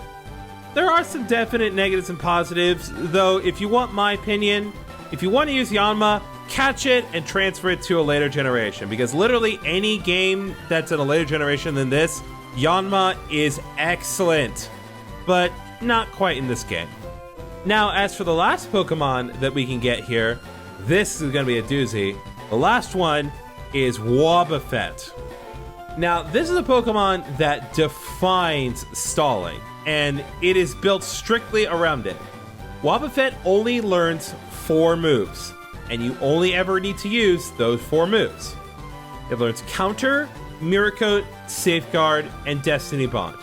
It does not learn any moves via breeding, it does not learn any other moves via TM. Those are the only moves that it uses, and those are the only 4 moves that it needs to use. To break this down, Wobbuffet has a lot of HP and minimal defenses, and it's also relatively lacking in speed. And so the idea is, using either Counter or Mirror Coat, you have Wobbuffet take a hit, and then you dish damage to your opponent 2-fold, equal to the damage that Wobbuffet took. Using Safeguard, you can also have Wobbuffet make it so that both he and all the rest of your Pokemon don't get afflicted with any stats conditions. And Destiny Bond's a little extra stinger to where if you know Wobbuffet's going to get knocked out next turn, you can have it use Destiny Bond and Wobbuffet will take down whatever took it out. Additionally, Wobbuffet got even better in this particular generation, as with the addition of abilities, Wobbuffet got the signature ability Shadow Tag, which makes it so that Pokemon cannot switch out while Wobbuffet is out. This forces your opponent to use a Pokemon to knock out Wobbuffet, which will more likely not cause that Pokemon to get knocked out in the process. This Pokemon is great because of that, competitively. When we're talking about player versus player, Wobbuffet is an absolute destructive force and has been in Ubers for years because of its ability to just counter everything that it hits. But I wouldn't necessarily recommend it for single player, as its playstyle can be a little slow for certain situations. But if you want a wall that can hit back, there is no Pokemon that suits this role better than Wobbuffet. First of all, we have Spinarak as one of the new Pokemon that we can find here. Spinarak, kind of like Caterpie and Weedle, is kind of meant to be one of those early game bug type Pokemon that evolve relatively early but don't have the best stats in the world. But unlike Weedle and Caterpie, there's actually some more to talk about than simply that. Even though Spinarak doesn't have the best stats and its evolved form Ariados isn't that much better, the nice thing about these Pokemon is that they do learn some unique moves and also some pretty good moves in the long run. The most unique thing about Ariados is its ability to use the move Spiderweb, which is a move that makes it so that the Pokemon cannot flee from battle. There are very few moves that allow you to straight up make it impossible for Pokemon to escape.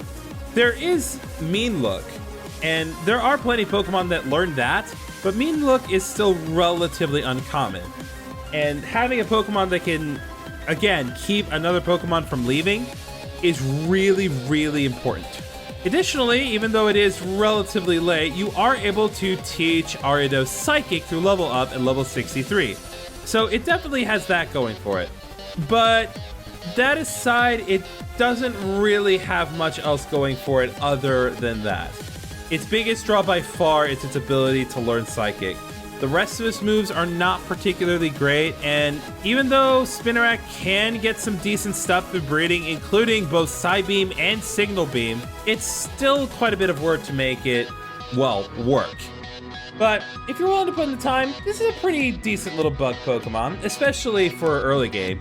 Now, as for another Pokemon that we can find here, we can find Ladybug, and unfortunately, it doesn't really get better with this one. Even though Ladybug is rare in that it can only be found in this particular area of the Tebi Islands, this is another case of a Pokemon that has a great design, does not have a great execution. I will fully acknowledge that both Ladybug and its evolved form Ledian are excellently designed Pokemon. It's a ladybug that's a superhero. What more do you want out of life? Well, what I would want is decent stats and decent moves. And unfortunately, even though Ledian has pretty good speed and actually genuinely spectacular special defense, that's pretty much all it's got going for it. It learns mediocre at best moves leveling up. The only decent move that it actually learns through level up is Double Edge at level 60, and then maybe Swift at level 42. Additionally, even among the moves that Ledian can learn, which are already mediocre, it doesn't learn any bug or flying type moves leveling up. So it can't do anything to properly take advantage of its type at all. Sure, there are TMs that you can teach it, but why would you invest TMs in something that has such mediocre offensive capabilities? On paper, Ledian can serve as a decent wall, at least a special wall, but there are also plenty of other Pokemon that can serve the purpose of being a defensive wall a lot more effectively than Ledian. So I'd really only recommend this Pokemon if you enjoy the design. Now, that was a somewhat negative review of Ladybug and Ledian, but fortunately, I have good news, because the last Pokemon that we can find here is Heracross. That lady that was obsessing over Heracross in the cabin just a little ways back has every right to obsess over this Pokemon, because, oh my god, this Pokemon is awesome. I mean, first of all, look at that type. Bug and fighting type is an excellent type combination, both offensively and defensively. It can dish out hits very well, and it can resist a few things. It does have a handful of common weaknesses, especially the flying types, but it also has a type combination that kind of cancels out some of its other weaknesses. But also, look at those stats, man. I mean, really, 125 base attack, decent physical defense, 95 special defense, 85 speed. What more could you want on a Heracross? Moves?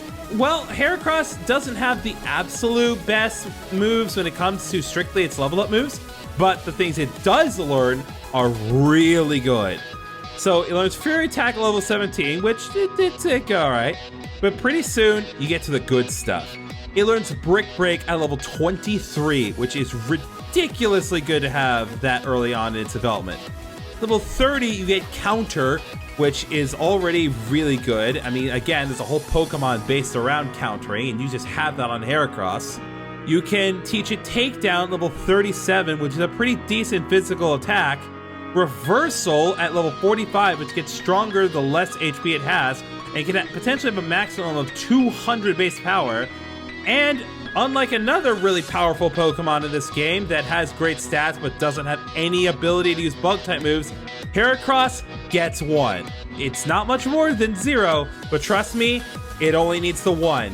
At level 53, it gets Mega Horn, which is the absolute best thing that you would want on a Heracross. Why would you need anything else on a Heracross? It's fucking Mega Horn. It's the best attack in the game for bug types to learn. I can earnestly recommend this Pokemon if you are looking for a good bug or fighting type Pokemon, because I will just say it straight up, Heracross is bar none the best bug type in the game, and easily contender for one of the best fighting type Pokemon in the game. Asterisk aside, you should definitely consider adding this to your team if you just want an extremely good bug Pokemon, because bug Pokemon, until Heracross came around, didn't really have a decent shot of actually being good. Welcome to Altering Cave. This is a cave that was intended to serve a specific purpose. This specific cave was meant to be used with specific mystery gift events that would allow trainers to come here and find rare Pokemon they would not be able to find anywhere else. Unfortunately, said mystery gift events despite still being fully compatible with this game, were never released in the United States. So the only Pokemon that you can ever find here, if I may demonstrate,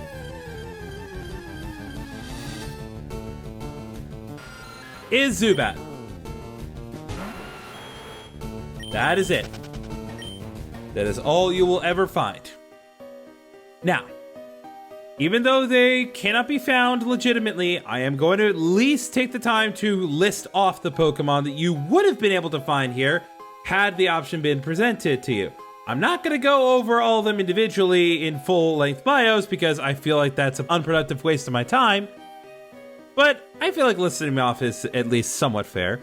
So, had we been able to access these events, you would have been able to catch a Mareep, an Aipom, a Pineco, a Shuckle, Teddiursa, Houndour, Stantler, and Smeargle.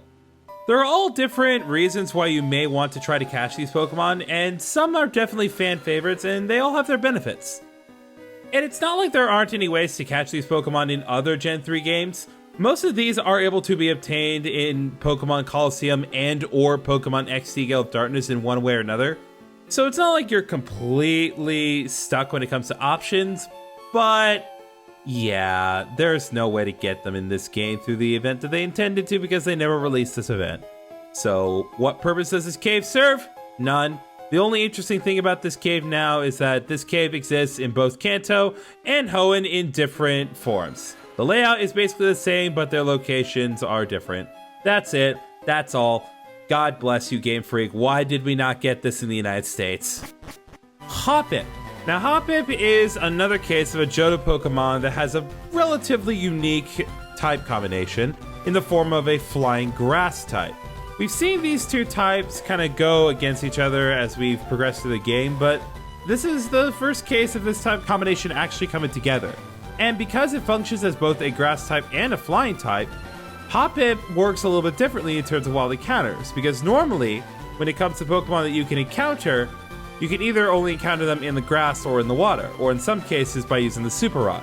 But in the case of Hoppip, you can actually find Hoppip in both the grass and floating above the water. It's a really interesting case with Hoppip. The nice thing about Hoppip and its evolution, which eventually goes from Hoppip to Skiploom to then Jumpluff, is that this particular line is all about speed. It starts off with really good speed and it ends up with exceptional speed. Earnestly really good, which makes Hoppip kind of a big departure from the rest of its predecessors, because a lot of other grass-type Pokemon tend to kind of focus on one specific strategy, which is absorbing HP, inflicting status ailments, and having kind of the bulk and defenses to compensate for a lack of speed. In this case, Jumpluff doesn't really have much in terms of offensive or defensive capabilities. Its offensive stats are lacking even when fully evolved, and while it does have decent special defense, its physical defense is relatively average. But the ability to set up all of these different stats conditions, Leech Seed, Poison Powder, Stun Spore, and being able to do that first makes Hoppip kind of good for those reasons. That said, even though Hoppip does function well as a really fast grass type because of that, as a flying type, it's not particularly great.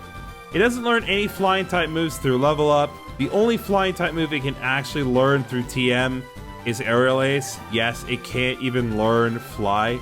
So this is one of those cases where if you want to have a really fast Pokemon that is able to set its stats conditions on your opponent, this is definitely the Pokemon for you. But if you want something more offensively or defensively viable, then you might want to look elsewhere. Still, it's not the worst thing in the world. Murkrow, exclusive to Fire Red. Now, Murkrow is a kind of a strange Pokemon, because this is another case of us finding a dark type in the wild. But this is also our first instance of us finding a dark flying type, making it a relatively unique Pokemon amongst its peers. Murkrow's stats are kind of focused on being a mixed attacker and sweeping. It has pretty decent offenses and having really good speed, but kind of lacking in HP and defenses. So this is a Pokemon that is meant to hit kind of hard and fast, but is not really able to take hits very well. As a Dark type, it works relatively well. It does get some pretty good Dark type moves, including Pursuit and Feint Attack, giving it kind of the generic Dark moveset that you would want. However, if you want it to work as a Flying type, I would actually highly recommend breeding Murkrow, because if you breed Murkrow, you get pretty much like all the good Flying type moves on Murkrow. You can teach it Drill Peck, Feather Dance, Mirror Move, Sky Attack, and Wing Attack. So it gives you a lot more versatility as a Dark Flying type if you're willing to commit actual breeding to Murkrow to teach it its better Flying type moves. Now that said, Murkrow does not evolve into Honchkrow in this specific game. This is another case of Pokemon that does get better when it gets to Gen 4, but unlike Yanma, Murkrow actually does hold its own relatively well in this game. It's nothing spectacular, but for what it is, it's still pretty good. As for Leaf Green players, you can find in this Lost Cave Mischievous. Now, Mischievous is a very interesting Pokemon, especially because of what it meant when it was introduced. This was, in essence, the second Ghost Pokemon, because all the Ghost Pokemon that we had in the original Gen 1 and among the original 151 was Ghastly and its evolutions. But here, Mischievous is the second Ghost type to actually be introduced entirely separately from that evolution. And unlike Ghastly and its evolutions, this Pokemon is a pure Ghost type, meaning that it is not weak to Psychic types, and it is actually able to do relatively well against them. Additionally, unlike Murkrow, Mischievous has relatively well-balanced stats with a bigger emphasis on special attack, special defense, and speed, which isn't particularly great in this generation because, unfortunately, despite the fact that all Ghost Pokemon are special attack based in this generation, Mischievous, along with all the Ghost types, can only use Ghost moves that are physical in this game. Why that is, I will never understand, but regardless, Mischievous is here, and it does relatively well because it also has the ability to learn Psychic type moves, such as Psywave and Psybeam. Additionally, it also gets some really interesting utility moves, such as Confuse Ray, Spite, Pain Split, and Perish Song, which can all have their uses depending on what you're trying to do. Now, frankly, unlike Murkrow, where it can learn really good moves on its own merit or through breeding, Mischievous is another case of Pokemon where if you wanted to learn its best moves, you're going to have to invest some TMs. I recommend Psychic and Shadow Ball. Even though Mischievous doesn't have the best physical attack in the world, having a good move with the same type as Mischievous is still beneficial to it due to having the same type attack bonus. But like Murkrow, what you see here is what you get with Mischievous, as its evolved form, Mismagius, is not available in this particular game. And like Murkrow, Mischievous gets even better in Gen 4, but it's not useless in this generation either. Phanpy is the new Pokemon that we can find here. There are other Pokemon that we can find in the general area, but only in this specific valley entrance can we find Phanpy among the new Pokemon. So we'll just focus on him for now. He is a pure ground type, unlike a lot of the other ground types that we have found so far where it's either ground rock or ground steel. This is just a pure ground type. And as pure ground type, Phanpy has a few advantages in comparison to other ground types. Because it is pure, it is not necessarily quad weak to a lot of common types, though it is still weak to relatively common types such as water and grass. But like most ground types, Phanpy and its evolution Donphan focus on really heavy physical damage. Once Phanpy gets to Donphan at level 25, it gets a ridiculous boost to its HP, its attack, and its defense. It doesn't have very good special defense, and its speed is relatively lackluster. But aside from that, it is an excellent Pokemon and can be an excellent addition to your team.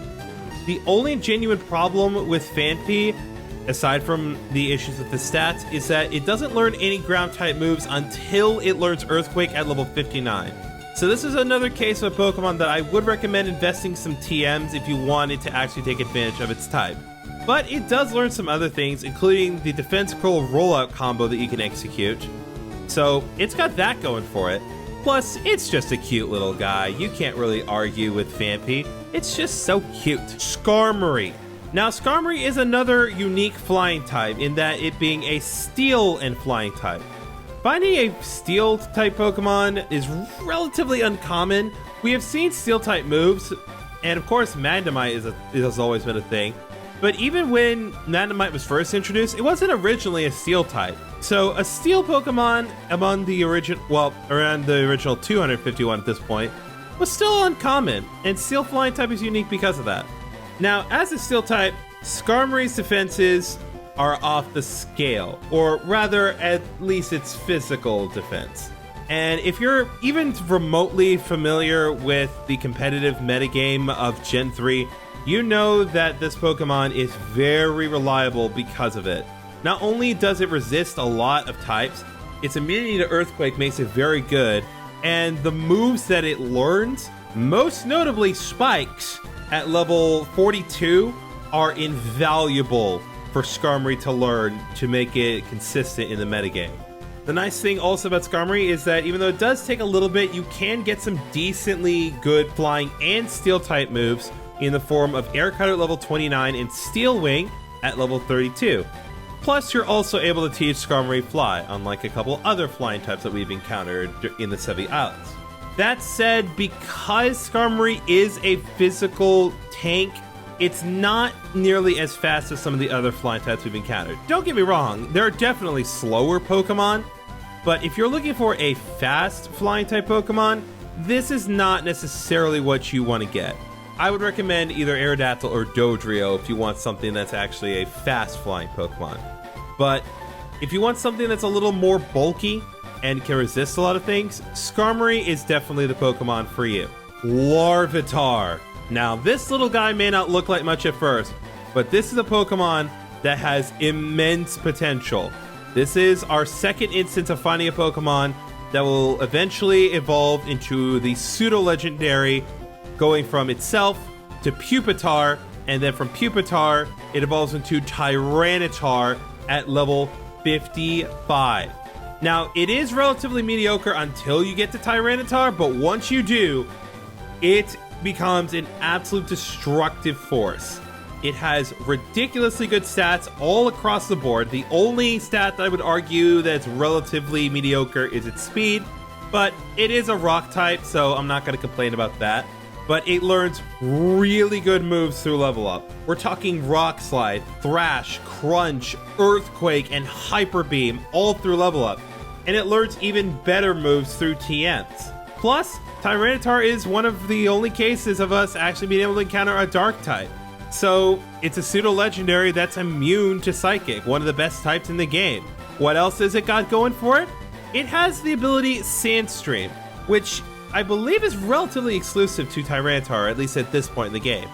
Sandstream summons up a weather phenomenon known as Sandstorm. We haven't really been seeing too much of Sandstorm, as it's not really being able to be used by many Pokemon, and the few Pokemon that can make use of Sandstorm have to actually use the move Sandstorm to create the weather. But, just to remind you, Sandstorm creates a bit of chip damage for all Pokemon that are not Rock, Ground, or Steel types, giving Tyranitar a bit of an edge against a lot of other types of Pokemon, as if its hard-hitting attacks don't manage to knock at the Pokemon out in one hit, the bits of sand that come out of Tyranitar can do a little bit of chip damage to deal with that last little chunk of HP.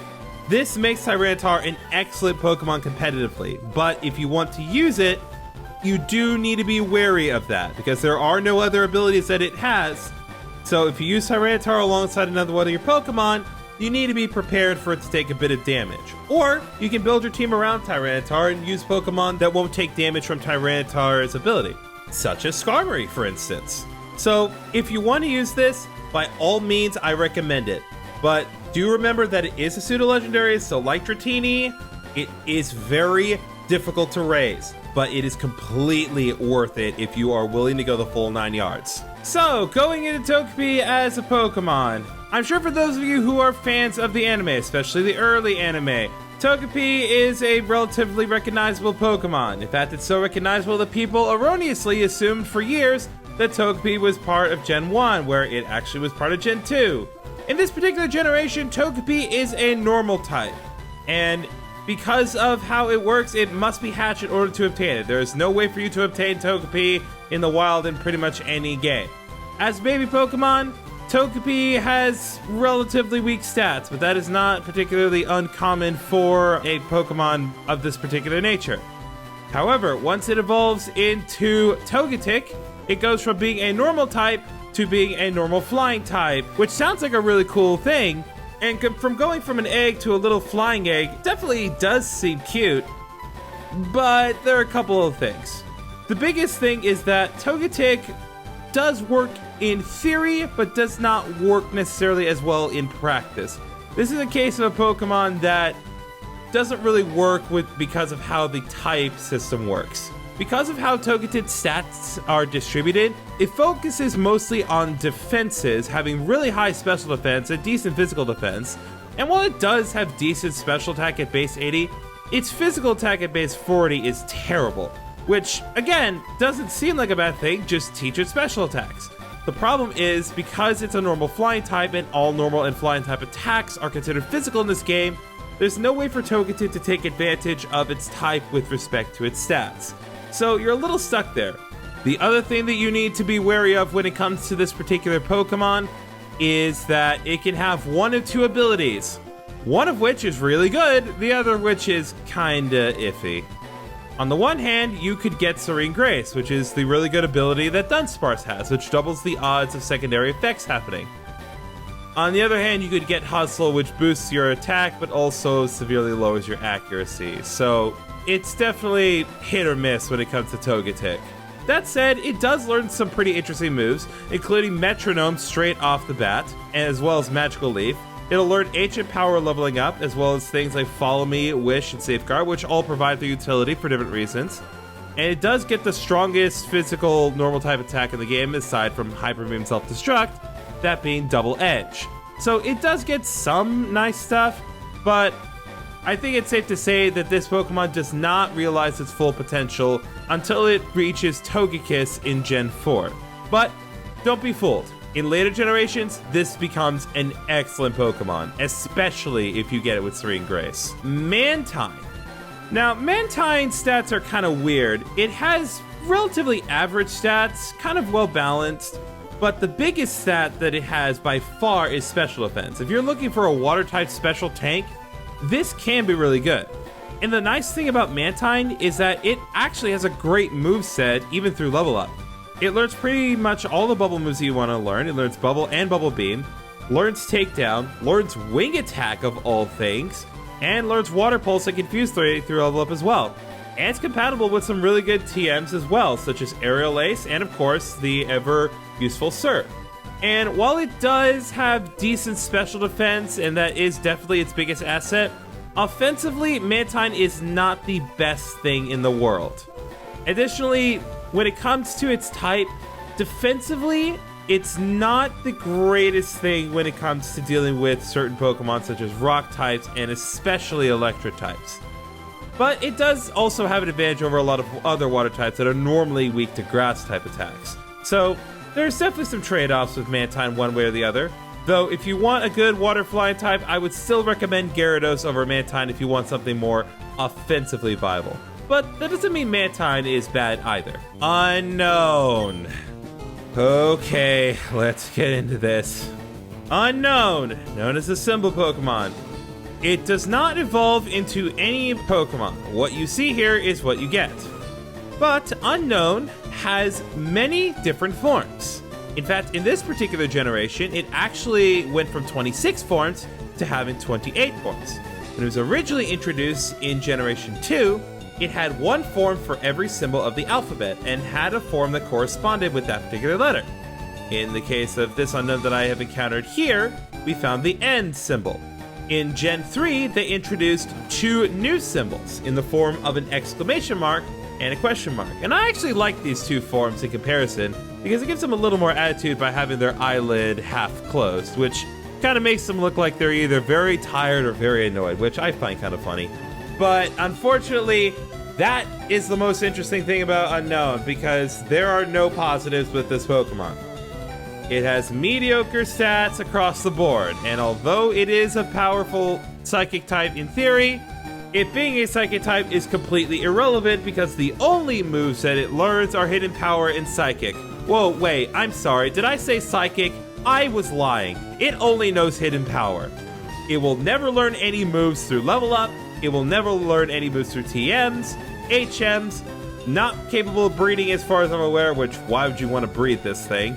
The only move it will ever learn is Hidden Power. A move that, while good in theory, in practice, at the end of the day, it is still a move that has a random type and a random power determined by the individual values of a Pokemon. So there is no way to know whether or not an unknown will even be able to take advantage of the fact that it is a Psychic type. And more likely than not, it will not do this. The sad thing is, this is actually unknown at its peak in this generation. I've been talking about a lot of Gen 2 Pokemon saying that, oh, it gets better in Gen 4. You know, it may be mediocre now, but just wait. Once you get to Gen 4, it's way better. No. This Pokemon is ironically at its peak in this generation. Because when the physical special split happened, Hidden Power went from being either physical or special, depending on what specific type it turned into, to strictly being special, regardless of what type it turns into. What does that mean for Unknown? It means in later generations after this one, Unknown is completely capable of using its physical attack in any way. This is a horrible Pokemon, and I will stand by the notion that this is objectively the worst Pokemon. It's not the weakest Pokemon in terms of base stats. That honor at the current point in the series goes to Sunkern. But Sunkern learns good moves. Sunkern evolves. Sunkern has potential. This has no potential. In fact, it's so bad that in modern Pokemon games, not only can you not transfer it to modern Pokemon games, aside from Brilliant Diamond and Shining Pearl, but even if you were able to somehow get it into the game, you can't use it because modern Pokemon games have removed the one attack it is capable of using. In fact, it's so bad that when they made Brilliant Diamond and Shining Pearl, they actually had to backtrack on their decision to remove Hidden Power just to make it even somewhat possible for you to use Unknown in that game. If they didn't do that, Unknown would have served almost no purpose whatsoever. For the sake of the Pokedex, I obviously recommend catching it, but don't do anything with it. Store it in your PC. If you want to get all the letters, you can, but that's just another box that you're wasting that you could be filling with actual good Pokemon. Get an Unknown, call it a day, head home, and then do literally anything else with your life. This Pokemon is not worth your time at all. What is this?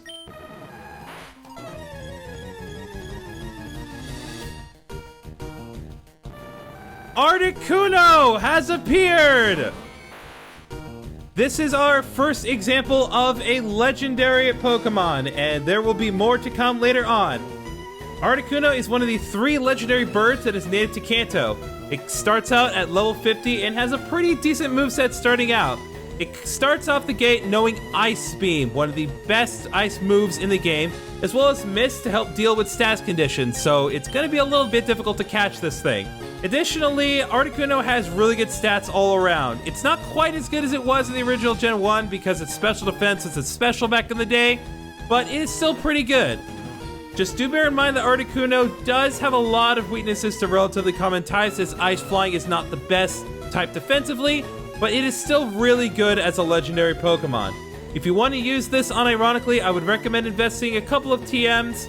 You can teach it Water Pulse to help deal with its quad weakness to rock types, as well as give it the Fly, HM, or the Aerial Ace TM to help it learn a good flying type move.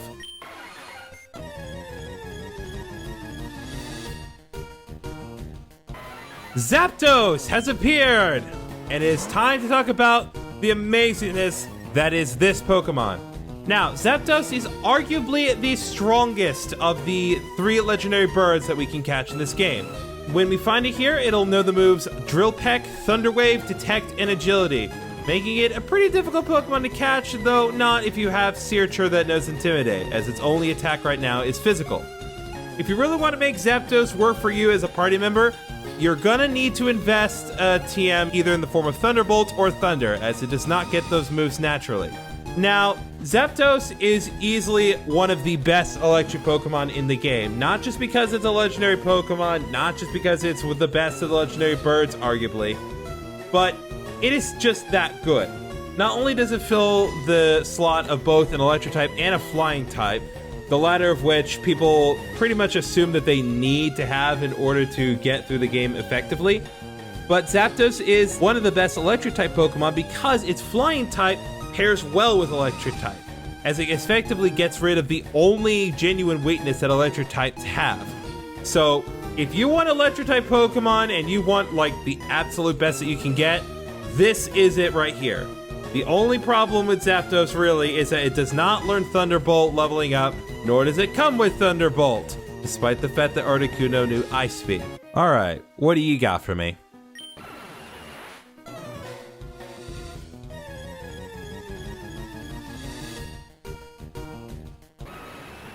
Moltres has appeared! And now we get to talk about the third of the legendary birds.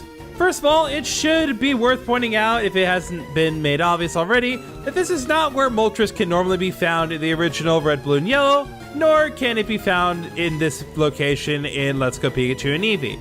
It is only available in this location in this particular version of the game.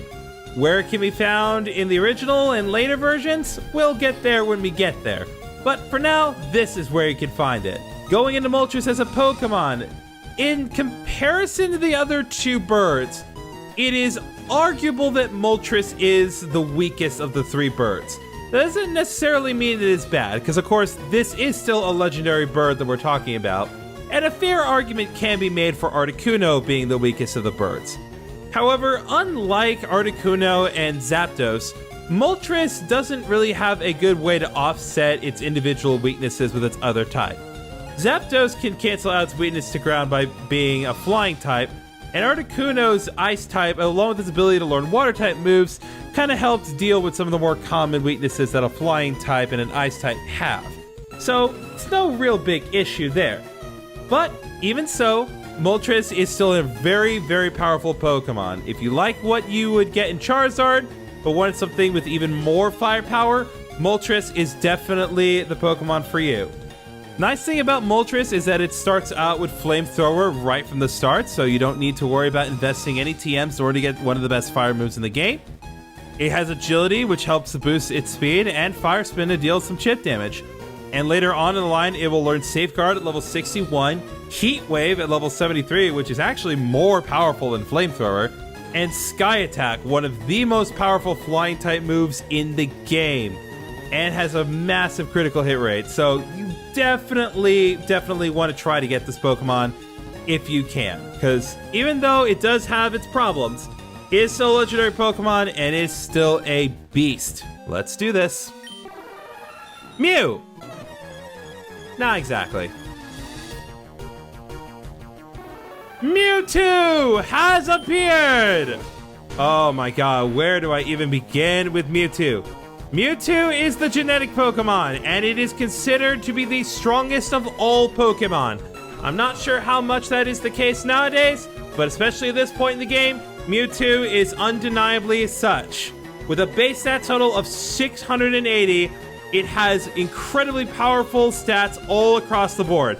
Its weakest stats are defense and special defense, but that's still at base 90. 110 attack, 106 HP, 130 speed, and 154 base special attack. This thing is an absolute destructive monster. And, of course, it's a psychic type, meaning that it's even more powerful just on that basis alone. It resists a lot of things and is weak to very few things, and the few things it's weak to are not very good. It learns some really interesting moves through level up. It learns Barrier, which is a move that boosts its defense by 2 stages. Swift, a move that can never miss. It can use Recover to restore its HP. Safeguard to make it so it cannot be inflicted with SAS conditions, those 2 moves we are going to be dealing with as we fight Mewtwo. It, of course, learns Psychic through level up, which is always a really nice thing on a Pokemon, especially a Psychic type. It also learns some really nice moves, such as Psych Up and Future Sight. Psych Up, we didn't see much of, but Psych Up can be used if your opponent is a Pokemon that uses a lot of moves to set its stats up. Psych Up can just make it so Mewtwo copies those stat boosts for itself. Now, unfortunately, in this particular game, the move Psy Strike does not exist. I don't believe Psy Strike was actually introduced until Gen 5, which is a weird thing to kind of retroactively introduce, but whatever.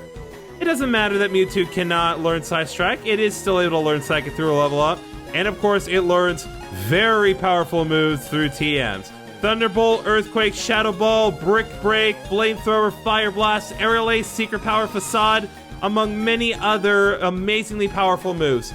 This is a Pokemon that you absolutely want to get for yourself. And this is one of 2 Pokemon that I would recommend considering using the Master Ball for if you don't believe that you have the skills to catch Mewtwo on your own. Now, let's get into talking about Raikou as a Pokemon. Raikou is the Thunder Pokemon. This Pokemon will only be made available to you if you chose Squirtle as your starter Pokemon. The way that this works in this game is that there are 1 of 3 legendary beasts that you are able to catch, which one you are able to capture is determined by your starter Pokemon. It will be the beast whose primary type is super effective against your Pokemon's primary type. In my case, since I chose Squirtle, I get the electric type Raikou. We'll be going over the other 2 Pokemon in just a moment, but for the moment we need to focus on Raikou as it's the first one that has come up. Raikou has relatively well-balanced stats across the board. It mostly focuses on having really good special attack, special defense, and speed, but its other stats aren't bad either, making it a really good legendary Pokemon to start off with. It's not quite as viable as an electric Pokemon as, say, Zapdos, only because it's not immune to ground types, but an electric type is still only weak to ground attacks, so it is still a really good Pokemon regardless. It doesn't have the absolute best moves starting off. It only knows Thunder Shock, Quick Attack, Spark, and Roar, but it is able to get better moves through level up, including both Thunder and Crunch. Though, like a lot of electric-type Pokemon in the game, Raikou is not able to learn Thunderbolt through level up. So if you want to have it learn Thunderbolt, you're going to have to get a TM from the Rocket Game Corner. The other nice thing about Raikou is that it does have the ability to learn Rain Dance by TM. If you combine this with its ability to use Thunder, it can be spamming Thunder and it will never miss, making it a really nice Pokemon to use because of that. Raikou is easily one of the strongest electric Pokemon that you can find, and if at this point you're looking for an alternate electric Pokemon to add to your team, this is definitely an excellent Pokemon that you may want to consider adding to your team. Now, if you chose Bulbasaur as your starter Pokemon, you instead get Entei. Entei's stats, like all legendary Pokemon, are above average, and nothing is particularly bad. It doesn't have the best moveset starting out, but fortunately, even though it doesn't know Flamethrower right off the bat, Entei does learn Flamethrower at level 51. And it does also eventually learn Fire Blast, so while it doesn't have good fire moves right off the bat, it will learn really powerful stuff not too far down the road.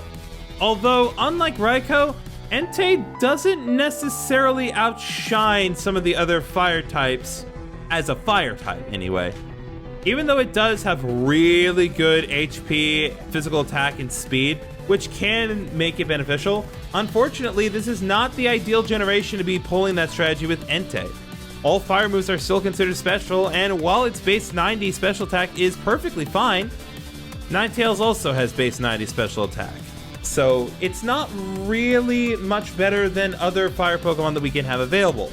That said, it is still a very powerful and very durable Pokemon that I will fully acknowledge gets a lot better once you get to Gen 4. Now, before I go into the third Pokemon, I need to give a very hard warning about Raikou and Entei specifically. If I were to try to fight Raikou and Entei normally, I would normally only be able to get off one hit and then it would run away, and then I would have to chase it around the region again in order to find it. One might think, knowing what you probably know about roaming Pokemon, is that you can bypass their ability to run away by either using Mean Look or by using abilities such as Shadow Tag or Arena Trap. Do not do this, at least not with these two. The reason why is because they know Roar. Now normally, they will not do this, because if you just fight them normally, they will just simply run away. However, if you decide to trap them, they will instantly use Roar on their next turn. And if they end up doing that, they will run away with the Roar, and then you can never find them again. So be sure that you do not try this. This is normally a strategy that works on just about any other roaming Pokemon, but in this game, this does not fly with these two. So absolutely do not try this. Again, my recommendation, just save your Master Ball for these guys. That's what you want to use the Master Ball on. Now, if you chose Charmander as your starter Pokemon, first of all, you don't have to worry about that glitch that I just talked about before, because Suicune does not have this problem. It does not know Roar, and therefore you will not run into this problem. As expected of a legendary Pokemon, Suicune's stats are above average in comparison to most other Pokemon. It does have a bigger emphasis on defense and special defense. It's basically just, I hate to talk trash on Blastoise because he's always good, but in terms of its stat distribution, it is basically a better Blastoise, with moderately better offensive capabilities, but also better defensive capabilities. And the nice thing is, being found at level 50, Suicune will have access to the Aurora Beam move, which not only helps it deal with other Pokemon like ground types, but it also helps deal with one of its weaknesses, grass types, because Aurora Beam's an ice attack. And it will also learn Hydro Pump relatively soon. Though if you're impatient and want to learn a good water type move straight away, as always, you can teach it Surf. Now you might think that Suicune is not necessarily that much of an upgrade in comparison to some of the other really good water type Pokemon that we are able to find, because to be fair, there are really good Pokemon like Lapras, Cloyster, and Vaporeon. But the difference between those three and Suicune is that even though Suicune does have a priority, Suicune does have more well-rounded stats, and those well-rounded stats are overall higher. As a result, as far as water type Pokemon, Suicune really is second to none. There are no Pokemon that you can find in this game that are better water types than Suicune. There are arguably more powerful water type Pokemon in other regions, but as far as this game independently is concerned, Suicune is considered the best water type Pokemon in the game. So if you want to raise a water type Pokemon of any kind, or you're lacking, or you just want something new, use Suicune. It is truly the best of the best. The first thing that I wanted to talk about is 3 Pokemon that we were not able to obtain during our playthrough. And that mainly comes down to the fact that I was not able to obtain the items necessary to get these Pokemon, as they are locked behind mystery gift events that have long since been discontinued. One of those items that we could have obtained is an item called the Aurora Ticket. And the Aurora Ticket would have allowed us to go to a place called Birth Island. And there isn't much to do on Birth Island except examine this little triangular structure that moves around as you interact with it. But if you interact with it in just the right way, you are able to catch the Pokemon Deoxys. Now, Deoxys is a very interesting Pokemon. This is one of the very first cases of a mythical Pokemon being available. Prior to this, there were only really 2 mythical Pokemon, or at least Pokemon that are now considered mythical Pokemon, and that would be Mew and Celebi. But the most notable thing about Deoxys in comparison to the other 2 is that unlike Mew and Celebi, Deoxys' stats are actually a lot more varied. What makes Deoxys unique and interesting is its ability to change forms, and his stats are distributed accordingly depending on what specific form that you acquire. Now, in most Pokemon games, you are able to change the form freely by having Deoxys interact with a specific set of meteors that are usually in some select location in the game. That is not the case here. In Gen 3 only, what specific form Deoxys assumes is strictly dependent on what specific game you have Deoxys exist in. When you fight Deoxys normally, it will be in its normal form. A form that, on paper, is meant to be the most well-balanced, well, in practice, it's kind of more of a glass bayonet rifle. It has base 50 HP, defense, and special defense, which is pretty mediocre. But in exchange, it has 150 attack, 150 special attack, and 150 speed. making it an excellent sweeper, with it being able to use pretty much any attack first and being able to inflict massive amounts of damage as a result of it. However, these stats only apply in Fire Red and Leaf Green while you are fighting Deoxys, and are relatively irrelevant otherwise. Now, in our situation, in Fire Red, once we catch Deoxys, it actually changes from its normal form to its attack form, and will remain like that as long as it remains in the Fire Red cartridge. Attack form is a much better version of the normal form, at least in terms of offensive capabilities. Its attack and special attacks skyrocket to an astonishing 180, which is the highest offensive stats in the game. There is no Pokemon that hits harder than attack form Deoxys. And it maintains its impressive 150 speed as well, meaning that more likely than not, this Pokemon is going to go first and obliterate anything in its path. However, do be warned that Deoxys attack has very, very minimal defenses. It trades base 30 defense and special defense from normal to attack, bringing it from base 50 to base 20. So it has paper-thin defenses, but exceptional attack. It's definitely worth the trade-off if you're willing to play Deoxys right, but you still need to be extremely careful with attack form Deoxys. Now, if we were to have Deoxys exist in Leaf Green, Deoxys would be in its defense form, and its stats are a little more well-balanced, but still much heavier focus in defenses. It is base 160 defense and special defense, giving it some of the highest defense stats in the game, only being superseded by things such as Shuckle. It has relatively decent attack and special attack. It's not necessarily the greatest thing in the world, but for a super defensive mon, it's not bad either. And its speed is not bad as well.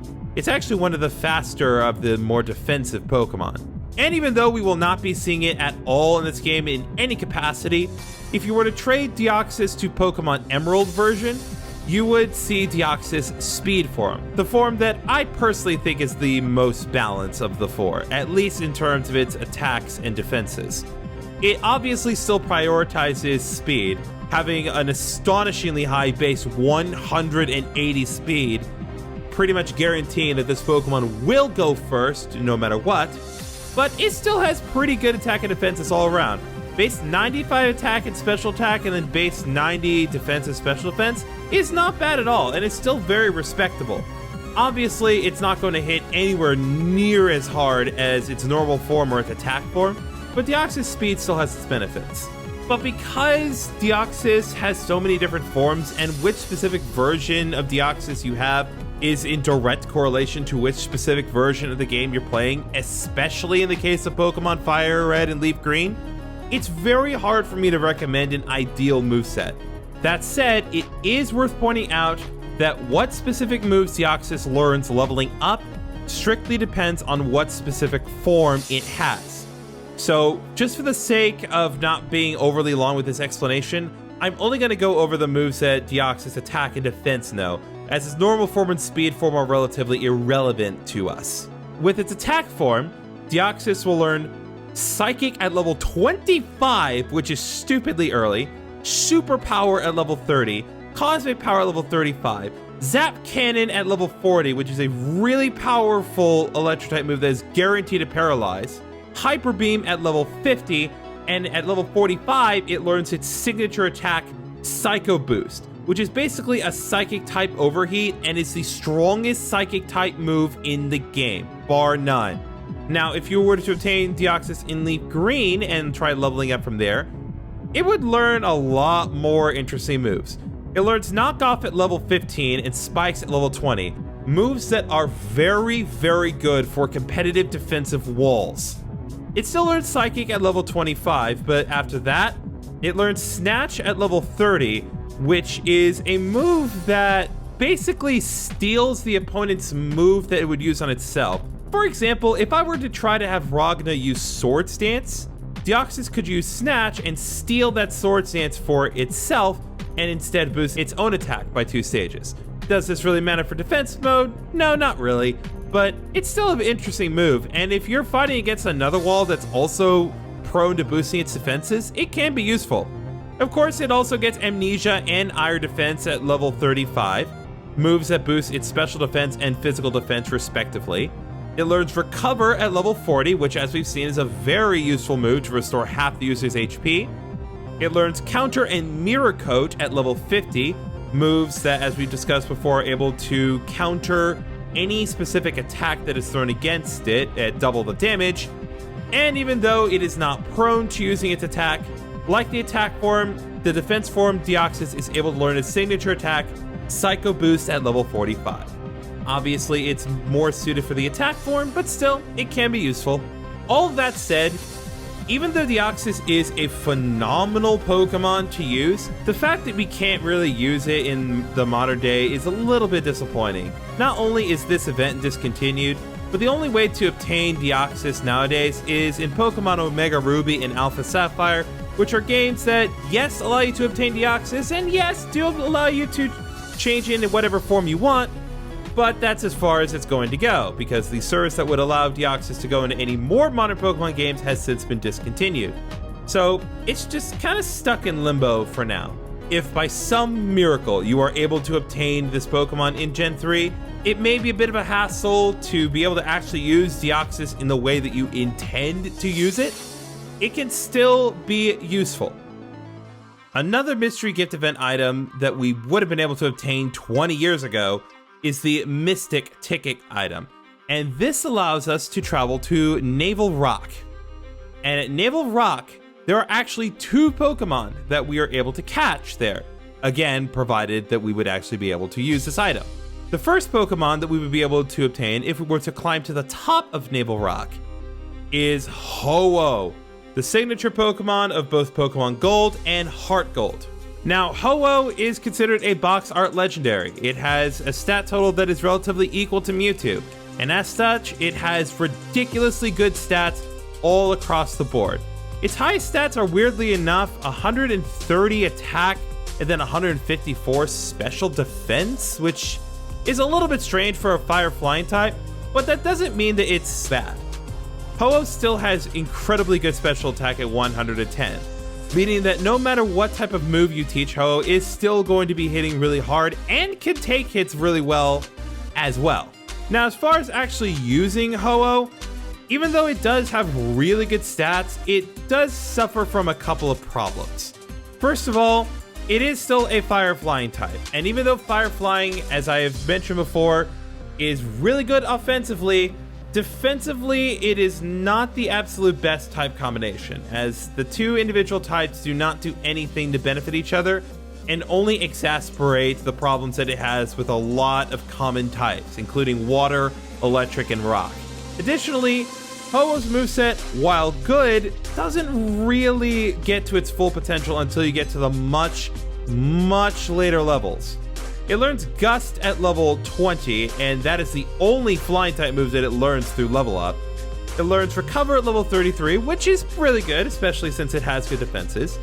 It learns Fire Blast at level 44, and that's one of only 2 fire attacks it actually learns through level up. It learns Sunny Day at level 55, which is generally beneficial for fire types. It learns Swift at level 66, which a little late to be learning that. And then it gets its signature attack, Sacred Fire, at level 77. A 100 base power special fire type attack, because of course fire type moves are all special in this game, that has a 50% chance of burning the opponent and is guaranteed to unthaw either the user of Sacred Fire or whatever unfortunate frozen soul gets hit with Sacred Fire. But the problem is that Ho-Oh's stats do not fully complement Sacred Fire's ability to inflict damage. Luckily, in later generations, Sacred Fire is actually changed to a physical attack. How this works, I'm not sure, but at least they recognize that the one Pokemon that's actually able to use Sacred Fire is actually best off if Sacred Fire is a physical attack. So they did make that right call. That said, Ho-Oh is capable of learning some decent moves through TMs, including Hidden Power, Sunny Day, Hyper Beam, Giga Drain, Solar Beam, Thunderbolt, Thunder, Earthquake Return, Psychic, Shadow Ball, Shockwave, Flamethrower, and of course Aerial Ace. But unfortunately, as a fire flying type, Ho-Oh just doesn't have the moves that allow it to reach its full potential, especially as a flying type. Still, it is legendary Pokemon, it has legendary stats, and it has a legendary compatibility with a lot of good moves otherwise. If you want to use it, and more importantly are able to use it, then by all means do so. The nice thing is, Ho-Oh only got better in later generations, and more importantly, Ho-Oh became substantially more accessible in later generations. Pretty much every generation following this one, with the sole exception of Gen 5, Ho-Oh is obtainable in some way in the game that you play. Now, that said, does that mean that Ho-Oh is impossible to obtain in Gen 3 without the item?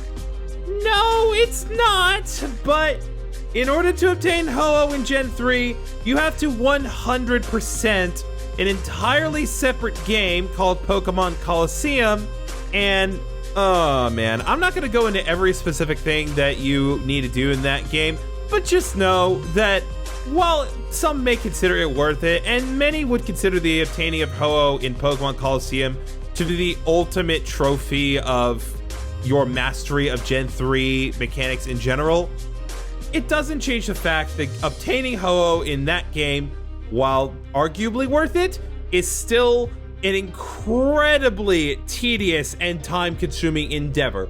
There is no fast way to get Ho-Oh.